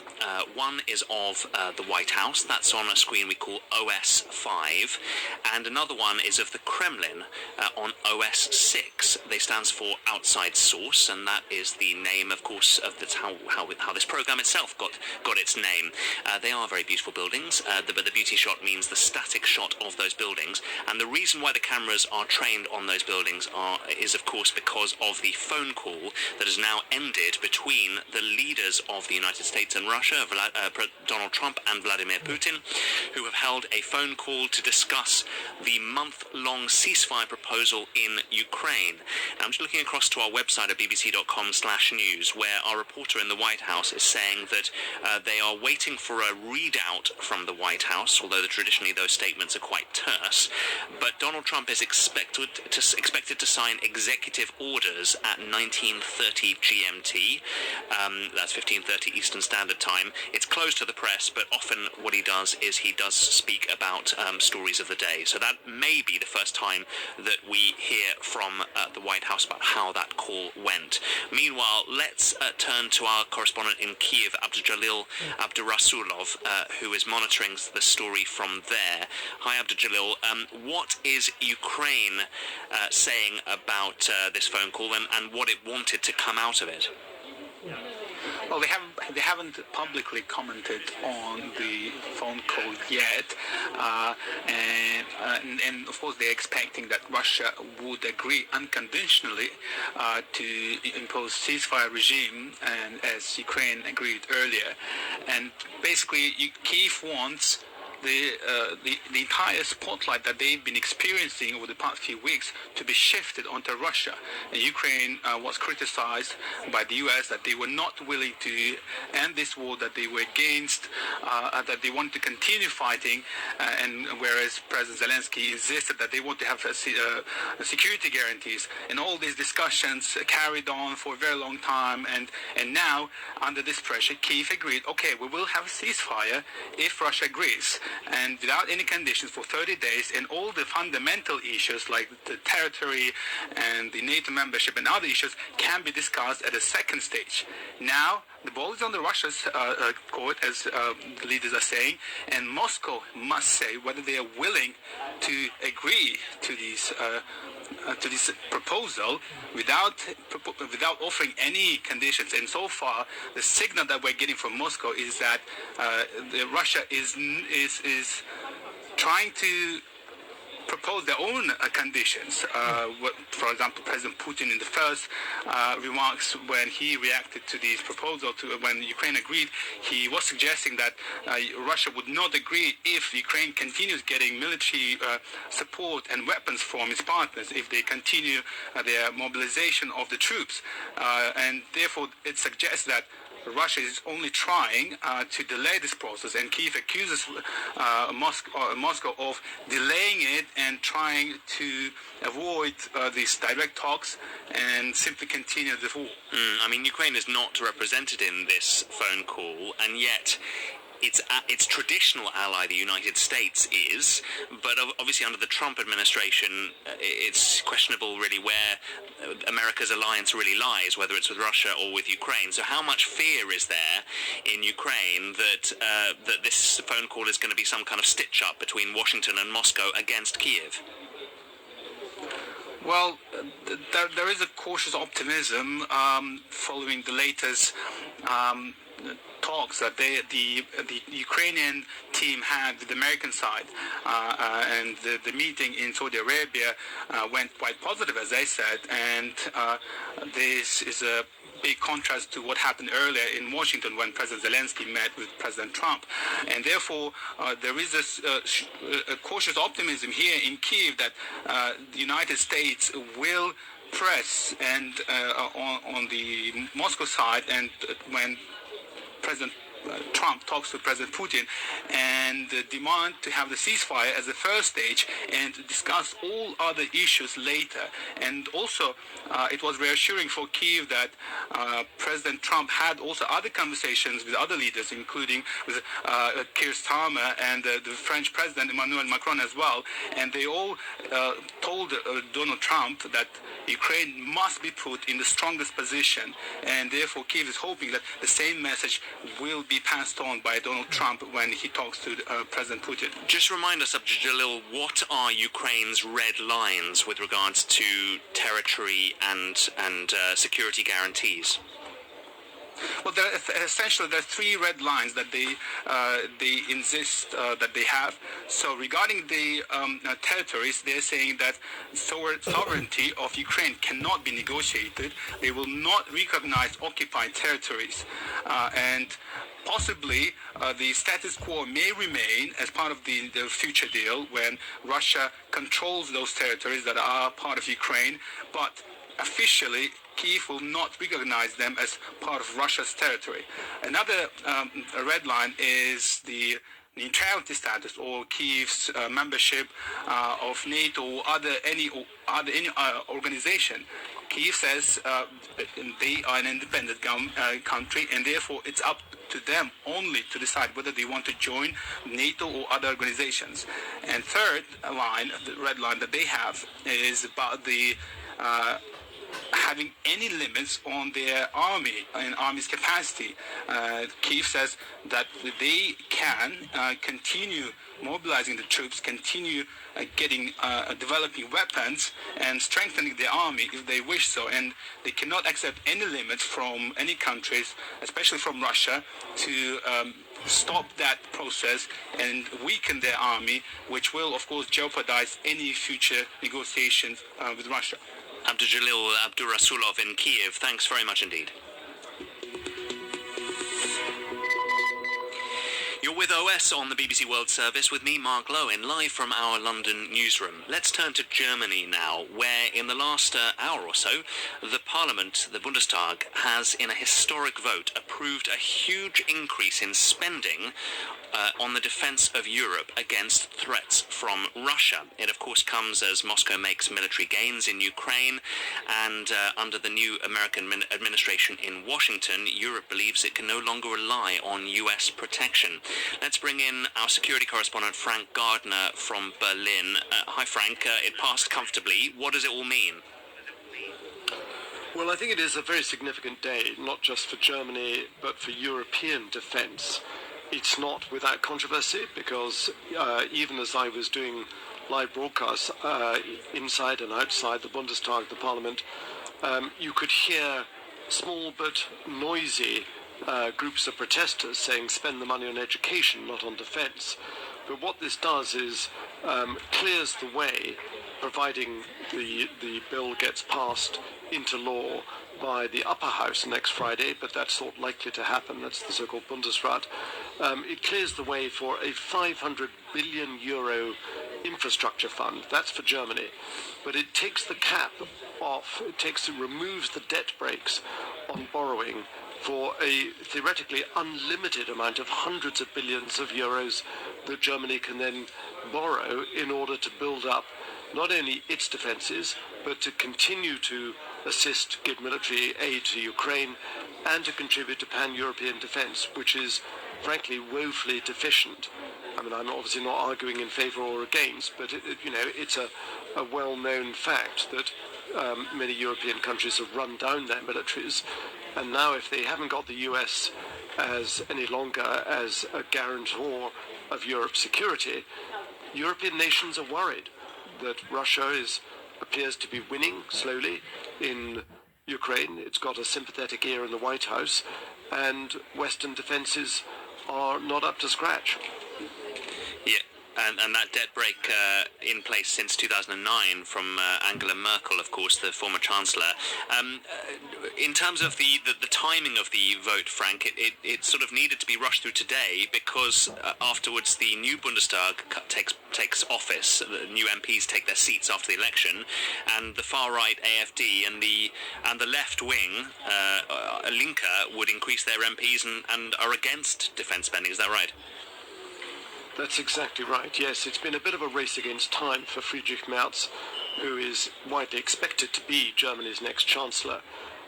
So he wanted to rush it through. He had just days left in which to do this before those groups that you mentioned get a much more powerful say in Parliament and are able to block it. Now, there's been a lot of political wrangling and machinations behind the scenes because to get all the main parties together, the Greens, the CDU, the SPD, he's had to do a lot of horse trading, essentially. And one newspaper today, I think it was Stern, it's had the headline, "Is Merz a liar?"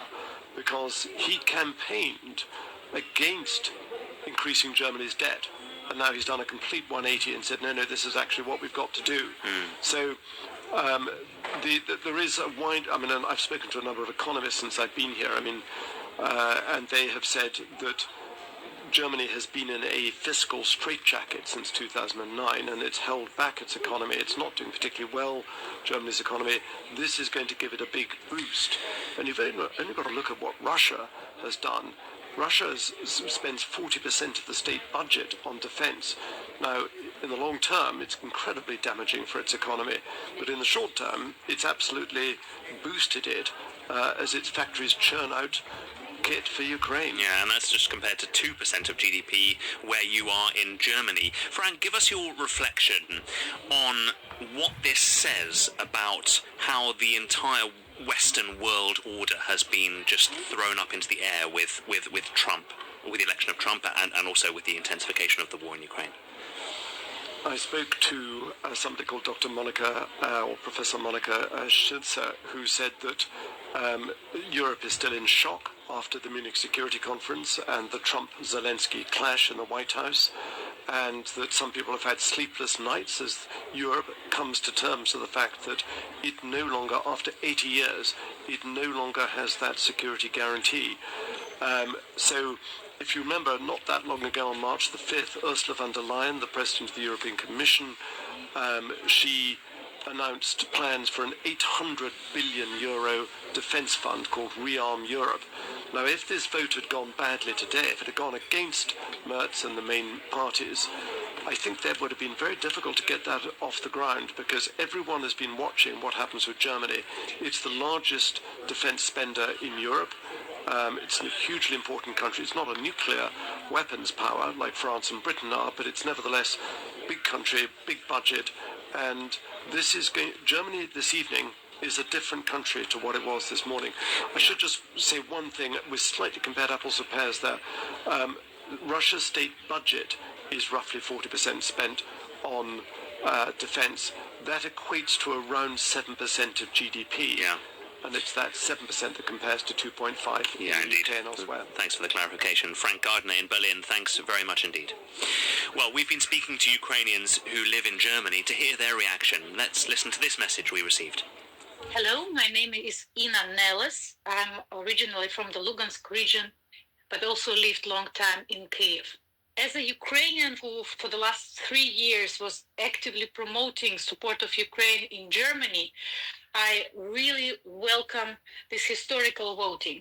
You can call this a fiscal revolution, because now the incoming government will have all leverages, all possibilities to step up Ukraine's support. And it will allow Germany even to increase its share of support and to join the de facto British Franco coalition of the willing. Ukraine needs weapon, not words. And now we are carefully looking for the next steps, what will come afterwards. And speed also matters. So I hope that Germany will not lose its pace, will not lose its political direction, and Ukraine will feel this support very shortly on the battlefield. A flavour there of how Ukrainians in Germany are feeling about all of this. Now, I said at the top of the programme that we broadcast OS from the floor of the BBC newsroom here in Broadcasting House. And even though the main stories that we are covering in this newsroom are, of course, those two wars, Ukraine and Gaza, there are plenty of other stories which we're also covering. And I want to give you a sense of coming over to our regional editors here in another part of the newsroom to talk about a couple of them. So walking past our colleagues here on the BBC News channel, TV, and on the radio bulletins that do all the vital radio bulletins on the World Service and on Radio 4 and the other BBC radio stations. On the screens in front of me, I've got all the different radio pieces that are coming into this building from right across the world, from there's something from Antarctica even. That gives you a sense of just the regional variety that we get into this building. And we are going to come over and speak to Anbarasan Netarajan, our South Asia regional editor. Hi, Anbarasan, a long-time friend of the programme, because we're going to talk about a story in India. A curfew has been imposed in a city in the western state of Maharashtra following clashes sparked by Hindu groups demanding the removal of a 17th century Mughal emperor's tomb. Anbarasan, just tell us more about this story. Now, last night there was a protest by a Hindu right-wing group called Vishwa Hindu Parishad. There were dozens of people.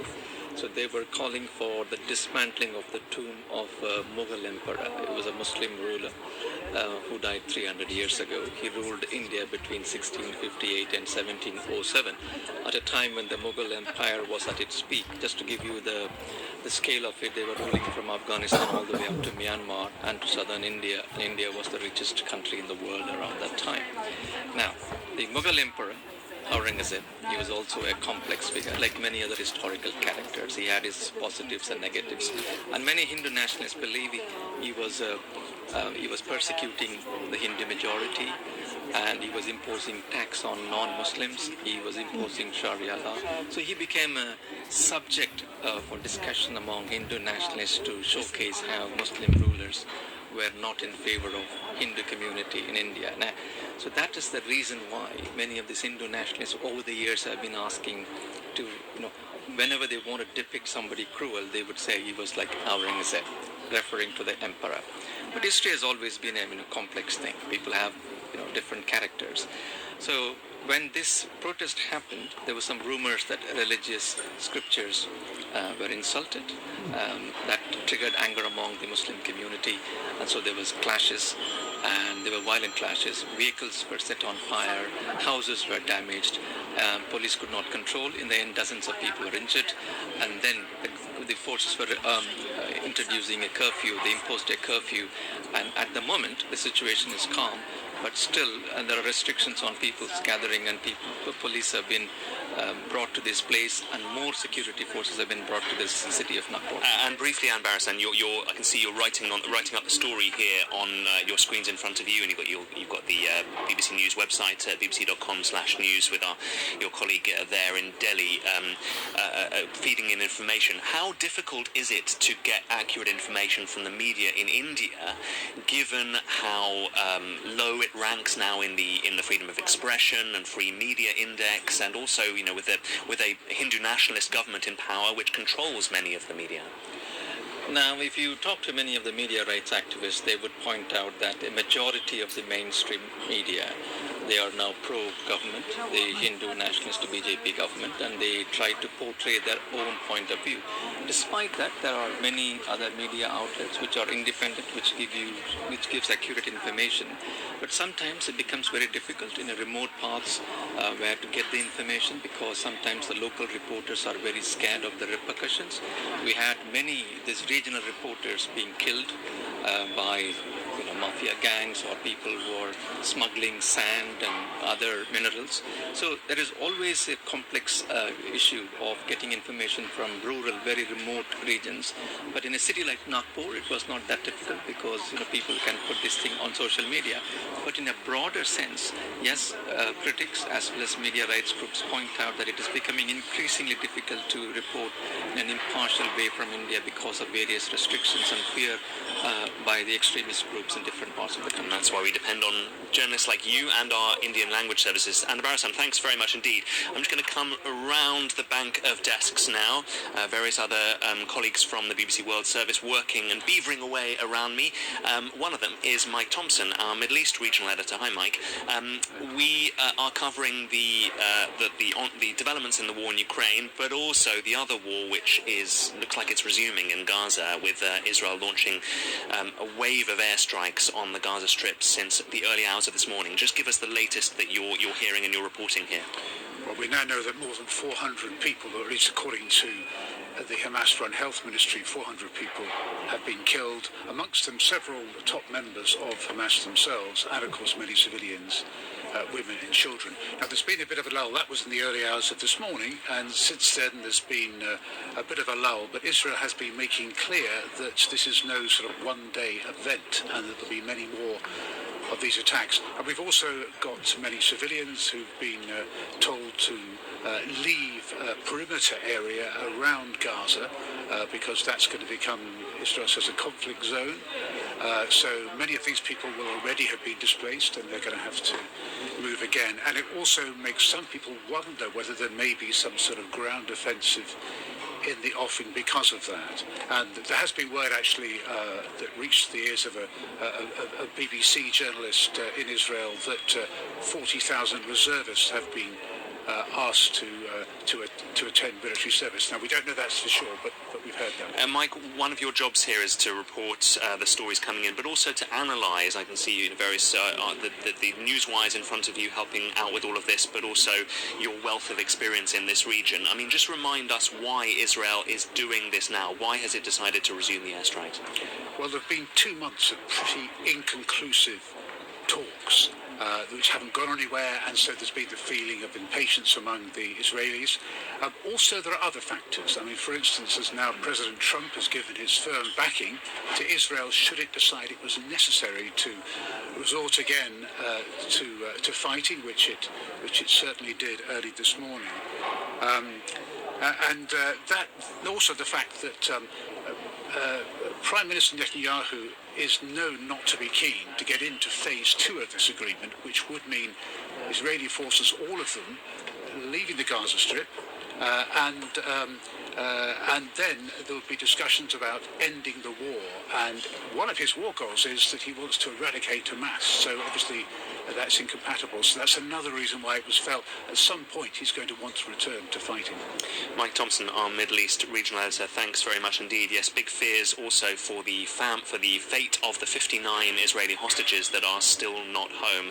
Israel believes that about 24 of them are still alive, but there have been protests also through the day today by families of the hostages that I know Mike has been monitoring as well, calling for the Israeli government to stick to the ceasefire deal. Mike, thanks very much indeed. And you really get a sense walking around this newsroom about the variety of stories that we cover here, and also the wealth of expertise from our regional editors who sit on one side of the newsroom, from our different programs right across the organisation, but also upstairs from our language services, who we often bring down to this newsroom to be on this programme. But it's good for me to get my steps in and come over and talk to our guests for once. You're with OS. Stay with us. Much more to come. Newsroom. Just another 5 hours or so left of a journey that has unexpectedly lasted 9 months. At around 2200 GMT, astronauts Sonny Williams and Butch Wilmore will return to Earth, having gone up to the International Space Station last June for an 8-day mission that has stretched until now due to technical problems. What's it like for families of astronauts waiting for them to come back? We'll speak to some after a latest summary of BBC News. BBC News, I'm John Shea. There's been widespread condemnation of Israel's renewed airstrikes in Gaza, which Hamas says have killed more than 400 people. A UN humanitarian chief said his worst fears had materialised. Germany has called the strikes shocking. Egypt accused Israel of deliberate efforts to make Gaza uninhabitable. A highly anticipated phone call between President Trump and his Russian counterpart Vladimir Putin to discuss a ceasefire in Ukraine has ended. Earlier, the White House said the conversation had been going well. The German parliament has approved changes to the constitution to allow the country to invest hundreds of billions of euros in the military and infrastructure. The EU Commission President, Ursula von der Leyen, said it sent a clear message that Germany was determined to invest heavily in defence. President Emmanuel Macron has announced that France will increase orders of home-produced Rafale fighter aircraft. Speaking at an airbase in eastern France, Mr. Macron said the site would receive the next generation of Rafale jets and its hypersonic nuclear missile within a decade. Google's parent company Alphabet has announced the largest purchase in its history. It's acquired the Israeli cybersecurity firm Wiz for $32 billion. The United Nations says a new surge in gang violence in Haiti's capital, Port-au-Prince, has triggered a record number of displaced people. More than 60,000 were forced to flee in a single month. An Italian newspaper says it's become the first in the world to offer a daily edition produced by artificial intelligence. 4 pages of entirely AI-generated content are included in Il Foglio's latest broadsheet and on its website. And 3 men have been found guilty for their part in the theft of a gold toilet from a British art exhibition nearly 6 years ago. The fully functional loo weighed 98 kilos and was insured for $6 million. The gold has never been recovered. BBC News. Hello and welcome back to OS on the BBC World Service with me, Mark Lowen, live from our London newsroom. We are just getting the first details from the phone call between Presidents Trump and Putin. The news agencies are quoting the Kremlin on a few different issues and aspects of this call. Let me bring a few top lines to you. So Russia and the US are going to set up expert groups on Ukrainian settlements. That is according to the Russian state news agency. Vladimir Putin accepts Donald Trump's idea for Russia and Ukraine to stop attacking energy infrastructure for 30 days and issued a relevant order to the military. Russia is going to hand over 23 gravely wounded Ukrainian servicemen to Kiev, and Vladimir Putin has informed Donald Trump that Russia and Ukraine will exchange 175 prisoners of war each on the 19th of March. There's also a line that Vladimir Putin has agreed to halt strikes on the energy infrastructure. There are a number of points concerning ensuring control over a possible ceasefire, says the Kremlin, and also Vladimir Putin has said that there must be a stop to the Ukrainian mobilization and arming of Ukraine, that the two leaders agreed to stay in contact, and also, a slightly lighter line, Donald Trump backed Vladimir Putin's idea of organizing ice hockey games in the US between Russia and American players. So clearly that a sign of the kind of normalization of relations that the two leaders want. But yeah, just to summarize, a clear commitment there from Vladimir Putin, according to the Kremlin, that Donald Trump's idea for Russia and Ukraine to stop attacking energy infrastructure for 30 days would be accepted. There would be an exchange of prisoners of war between Russia and Ukraine, and Vladimir Putin underlining that there must be a stop to Ukrainian mobilization and the arming of Ukraine. So those are some of the conditions that Vladimir Putin has set out. We'll continue to bring you more developments on that story as we get them.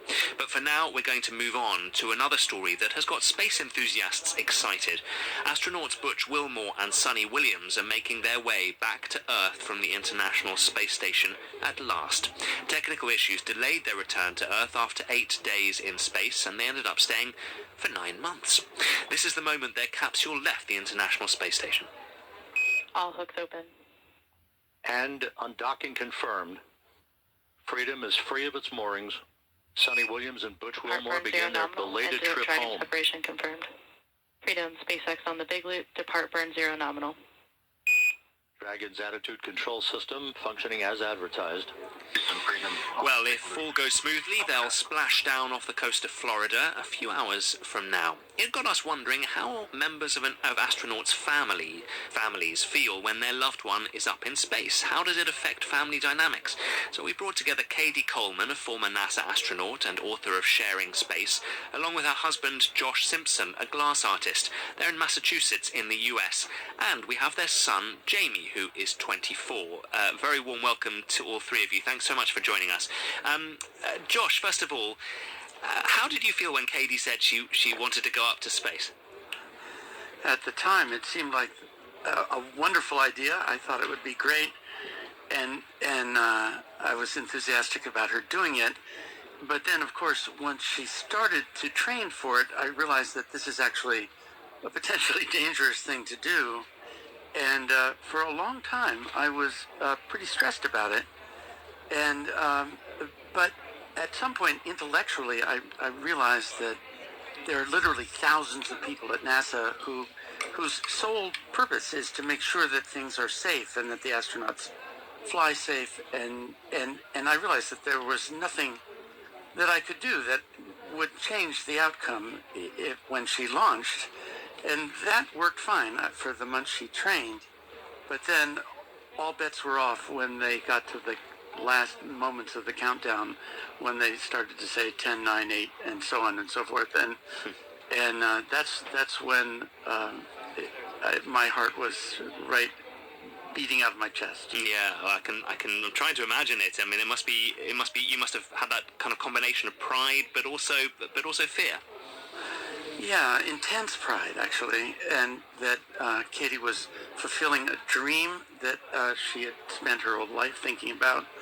But then, of course, it's dangerous. And so there's sort of, for me at least, for the family and for our son Jamie, I think, there's 8 or 10 minutes of terror while you hope that the rocket, everything goes well with the rocket, and then once they're in orbit, everything's pretty safe and things quiet down. Jamie, you're 24 now, but when your mum spent 6 months on board a Russian Soyuz rocket, you were 10. So what was it like, kind of knowing that your mum was up there for 6 months and sort of waiting for her to come down? Jamie, are you with us? Jamie might be in another planet right now. Let's bring Katie in. Katie, what was it like for you knowing that your family was down there waiting for you? Well, since Jamie's not, he's having trouble with the line, I think. But Josh sent me a picture of Jamie standing in my spot where I saluted and reported in for the flight, and then, went out to the launch pad and left. And when I got that picture from him up in space, certainly I cried.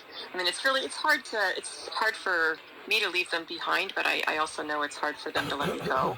And then we're not just in the Soyuz. I was up on the space station, and so that's really a lot of room. And we got to talk almost every day and read stories and do things together.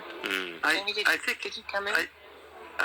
No, it's Josh again. But Katie took off just a few days before Christmas in 2010, and I think Jamie, as a 10-year-old.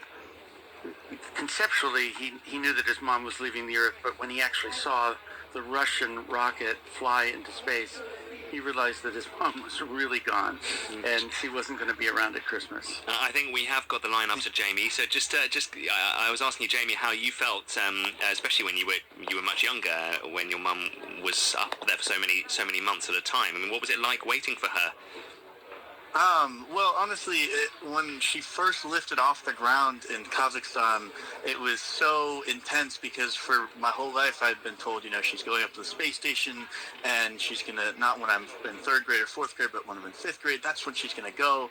And as soon as she launched off the platform, the power of the rocket was so intense that it just pushed me into the ground, and to think that point of light is somebody that you love. I mean, it was really, really special for our family to be there and witness it, but it was a very intense moment for sure. Did you know, Jamie, exactly what she was doing? How much did she sort of open up to you, and also about the dangers, actually?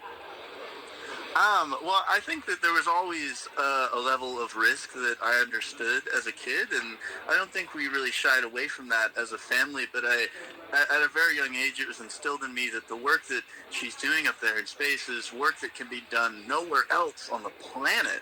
And that is an incredibly purposeful job. And so for me to be upset that she's gone for so long, it really just wasn't in the question at all. Katie, did you prepare your family for the preparations you were going to have to make when you came back down to Earth and the period of adaptation? Because I understand that there are just kind of, you'll be potentially undergoing medical checks for the rest of your life. We do get to go back to Houston every year and have a physical, and that's not really the hard part. I'd say it was quite hard, especially as a commuting family. It was, so, they lived in Massachusetts and I lived down in Texas, and it was hard to say hello and get to be together for a few days. And then I really had, many medical tests to do and had to stay home. And I think that was hard for, I think in the flurry of things, none of us had really figured out that was going to happen. And so that was actually hard, I think, on all of us. But I did get special dispensation to go home after just a week back on Earth. My flight doctor put me on the plane with only my purse, like a little bitty purse, a little tiny wallet. He goes, "This is all you can carry, but you can go home." Josh, I think. Yeah, sorry. Oh, go ahead. No, go Well, ahead. I was just going to say that I think one of the challenges for Jamie was living with his dad, who was basically made him eat peas and carrots and broccoli when his mom Horrible was in foods space. Back in the day. It was just terrible. Well, and now he's practically a chef. He's a really great well, there we go. guy. That's a lesson to us all. Even my 2-year-old daughter, who's picky with food, she might turn into a gourmet. Josh, what was the toughest part of having your wife up there for such a long period of time, and in an environment that you couldn't? I mean, she obviously told you stories, but it's not like you could kind of go and see what work was like for her. Well, we couldn't, but there's actually NASA made sure that we had pretty good communication. We could talk briefly on the telephone most every day, and usually on Sunday afternoon, they would connect us with a sort of a video conferencing on the shuttle. It was a little, or not on the shuttle, but on station. It was a little frustrating because often enough that video conferencing would freeze, or the voice wouldn't be very good, or we'd lose communication. But it was it was better communication than it was for the 2 shuttle flights that Katie had gone on previously. And but it was tough for Jamie because he's just a little kid, and if he was playing, I mean, I think he kind of got used to the idea that his mom was in space. And so there are things like, he'll regret this for the rest of his life, but he was rude to his grandmother at one point, and so he had to face his mom in space, kind of reprimanding him for being rude to his grandmother. So it's just sort of doing normal parental things are a little challenging. Jamie, what was it like when you would kind of go to school and, you know, your friends would be maybe picked up by their mum, and you said, no, I can't be picked up by my mum because it's not like she was kind of on a quick sort of weekend trip away to New York or something. Would you say, I can't be picked up by my mum today because she's up in space? Honestly, yeah, that was usually the line that I would use, and everyone was like, okay, yeah, that makes sense. And either they thought I was joking or they knew our family, and it was just kind of a funny joke that we would throw around. But I think really the most special part was we would have those Sunday video calls, but we would also be able to talk on the phone almost every night. And sometimes the way that we would say goodnight is we would run out to the balcony with the landline still attached to the wall, and we could see her arcing across the sky. So that was a really, really special moment. That's really magic. Oh, what a fantastic image. Has it inspired you, Jamie, to follow in your mum's footsteps? You know, actually, in a sense, it definitely has.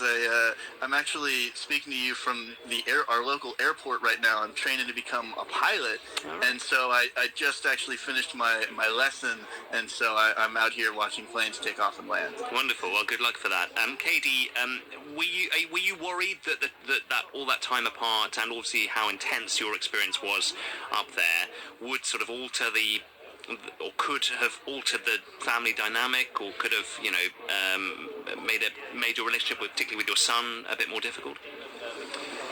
Well, you know, you always worry about everything you do and whether they'll turn out okay. And I love that he's flying. I also love that he loves art, and he's a freelance photographer. And so it seems like he's turning out okay. I think as a family, we had a real advantage in a way that we were a commuting family. It's almost what people learned over COVID is that, you know, you can't always be in the same place, but you can still actually really be together and know who you are together. And I think we were in some ways more prepared as a family to do that from the space station. And what was if you had to pick out a few highlights from your incredible life up there, what would they be? Oh, the flying everywhere. I mean, these guys will tell you I am not the most coordinated. I'm not very good at throwing a ball, and I was most excellent at throwing balls up there and very coordinated. So that would definitely be the highlight. And what about the kind of personal interaction, relationships you built up there in such an intense environment, and, you know, the kind of food that you would eat, and just kind of paint a picture for us down here, us mere mortals, about what life is like up there? It's like being a family. And you're a family together, and you don't get to choose each other, just like in a way we don't choose our families down here. But you do all these normal things together, and yet the mission is so important. The mission that you're carrying out, the experiments that you're doing, that you're helping each other with, the data that you're collecting that means something back here on Earth as well as for exploration. But actually just being together in such a special place. And there's one of the guys that every time we see each other, I go, I miss brushing my teeth with you. And to me that just says everything. I was speaking to one of our space journalists with whom we work often. He's a fascinating guy, and he was saying that up on the International Space Station there's like pizza night, for example, with an Italian astronaut up there, and some astronauts grow their own romaine lettuce. I mean, was that happening when you were there? Well, it wasn't quite that good when I was up there, and I'll just say that pizza night was a very sad night for our Italian astronauts. And lasagna, even worse. Yeah, the mozzarella up there must have lost its freshness. Josh, when you just tell me what it was like, kind of being there as Katie came back down to Earth, and the emotions you were going through. Before I just have to break in. Can I leave you with these guys? Yeah, I actually have another interview, but I'm going to leave you with them and say, I'll see you guys so wonderful soon. to speak to you, Katie, and congratulations for your amazing work. Josh. For Katie's first 2 shuttle missions, we flew down to Florida, where she landed, and so we got to watch the space shuttle come in and hear the twin sonic booms and watch it go over the runway and land. And then we were immediately, pretty much within a few minutes, able to see her during those flights. But when she landed in Kazakhstan, and so we were here in Massachusetts, and so we watched her on television, and they immediately handed her a satellite phone, and so she called us literally the moment she got out of the Soyuz capsule. And so we knew Mom was home, we knew Katie was back, but then there was this long flight. She had to fly from Kazakhstan on a NASA plane all the way back, and so we did meet her. We flew down to Houston and met her when they arrived about, 8 or 10 or 12 hours later. One thing that was nice when she was in orbit, during the 3 or 4 years that Katie trained to go to the space station, she trained in Japan and in Canada and in Germany and in Russia. And so Jamie and I oftentimes didn't know exactly where Mom was, or whether she was in an airplane somewhere over the Pacific or somewhere in Europe or Moscow. But then once she got on the space station, we found an app that showed us exactly where she was at any one moment, so we could track her. We could look on an iPad and see that she was over Africa at that moment, and somehow that was comforting to know exactly where Mom was at any one moment. Wonderful. Josh and Jamie and Katie, who has rocketed off to another interview, thank you all so much for talking to us and for sharing your amazing insights about your family.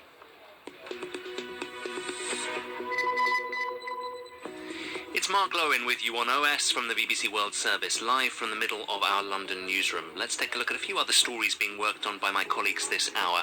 A man has been found guilty over the theft of a gold toilet worth at least $6 million from an art exhibition at the UK's Blenheim Palace. The functional toilet, called America, was part of an exhibition by the Italian conceptual artist Maurizio Catalan.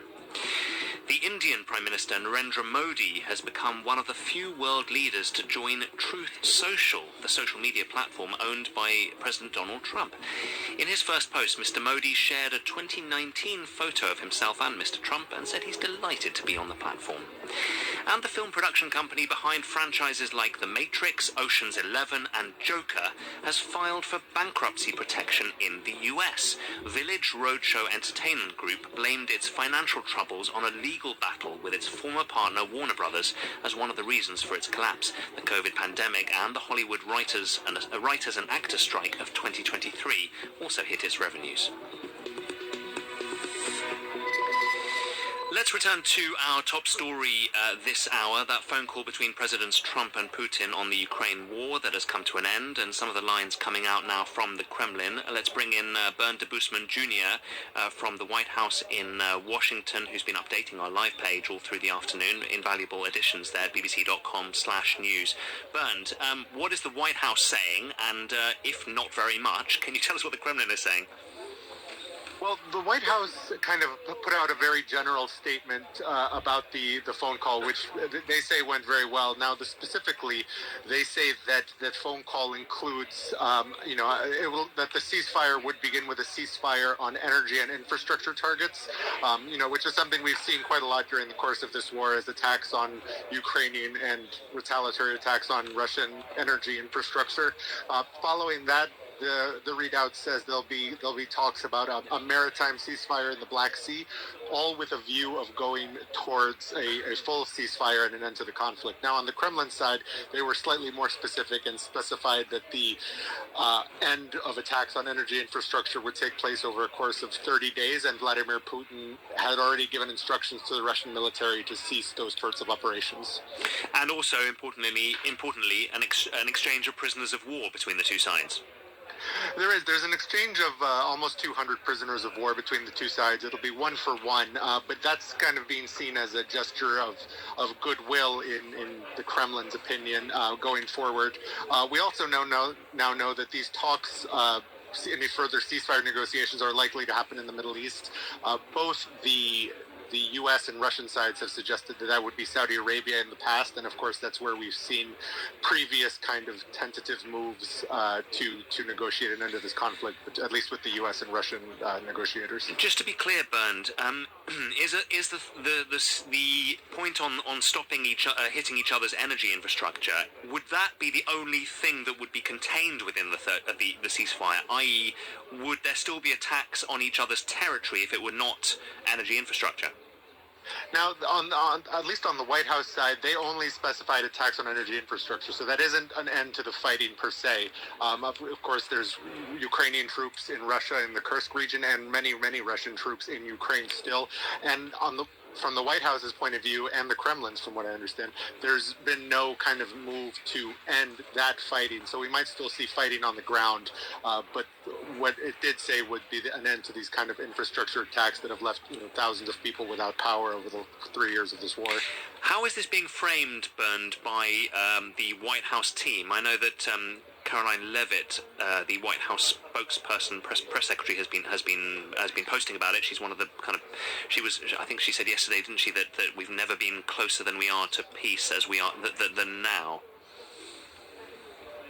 Well, over the last few days ahead of the readout of today's call, the White House has been very clear that they see this as the 10-yard line of, to use an American football term that they use, the 10-yard line of the end of this conflict.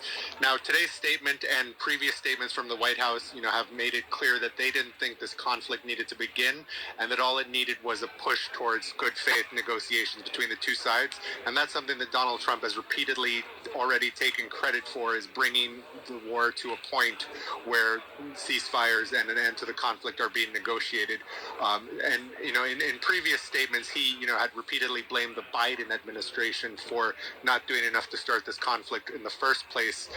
That wasn't in today's readout of the call, but, they do make it clear that in their view, this war should have never happened, and they are kind of taking credit for being the impetus to these negotiations. But Bernd, stay with us, because I want to just bring in a message we've just received from the Ukrainian capital, Kiev, giving that reaction from there.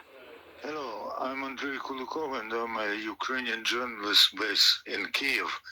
I think that what we hear from both the White House and the Kremlin seems to prove that the new division of the world is going on in full swing, and Mr. Trump is playing into the hands of Mr. Putin, because the Kremlin continues to insist on total disruption of international military aid to Ukraine, which of course puts the enemy and the adversary into a better position.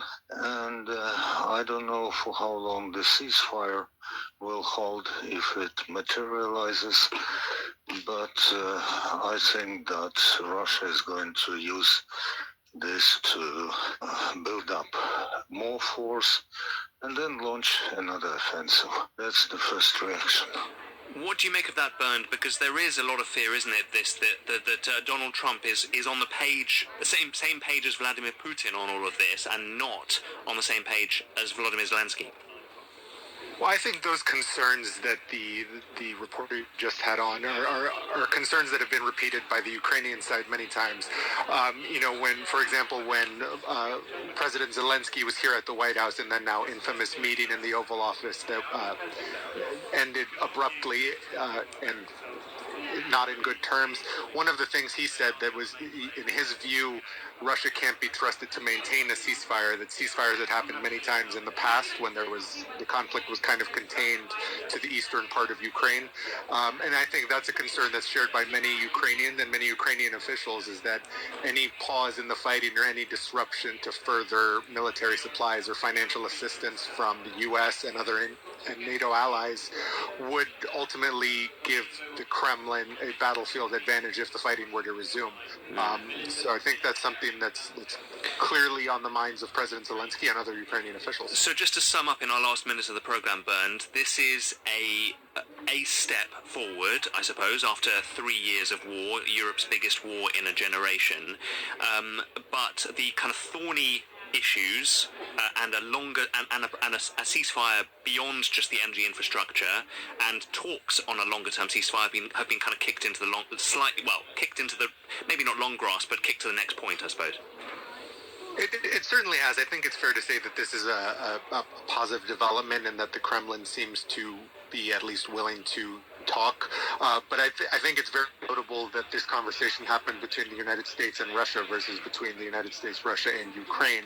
And I think we're going to see a lot of kind of mixed reaction in Kyiv about what this means going forward. But I think it's clear that President Trump, for one, thinks this is a positive step. Whether Kiev agrees is, I think, a little too early to say. Bernd Debusman Jr. at the White House, thanks so much. So a quick reminder, Vladimir Putin has agreed to halt strikes on Ukraine's energy target for 30 days. Fresh Ukraine peace talks will also begin in the Middle East immediately, and there will be a prisoner of war exchange between the Ukrainian and Russian side. Much more on our website, bbc.com/news, and across the evening on the BBC World Service. Thanks for listening to OS.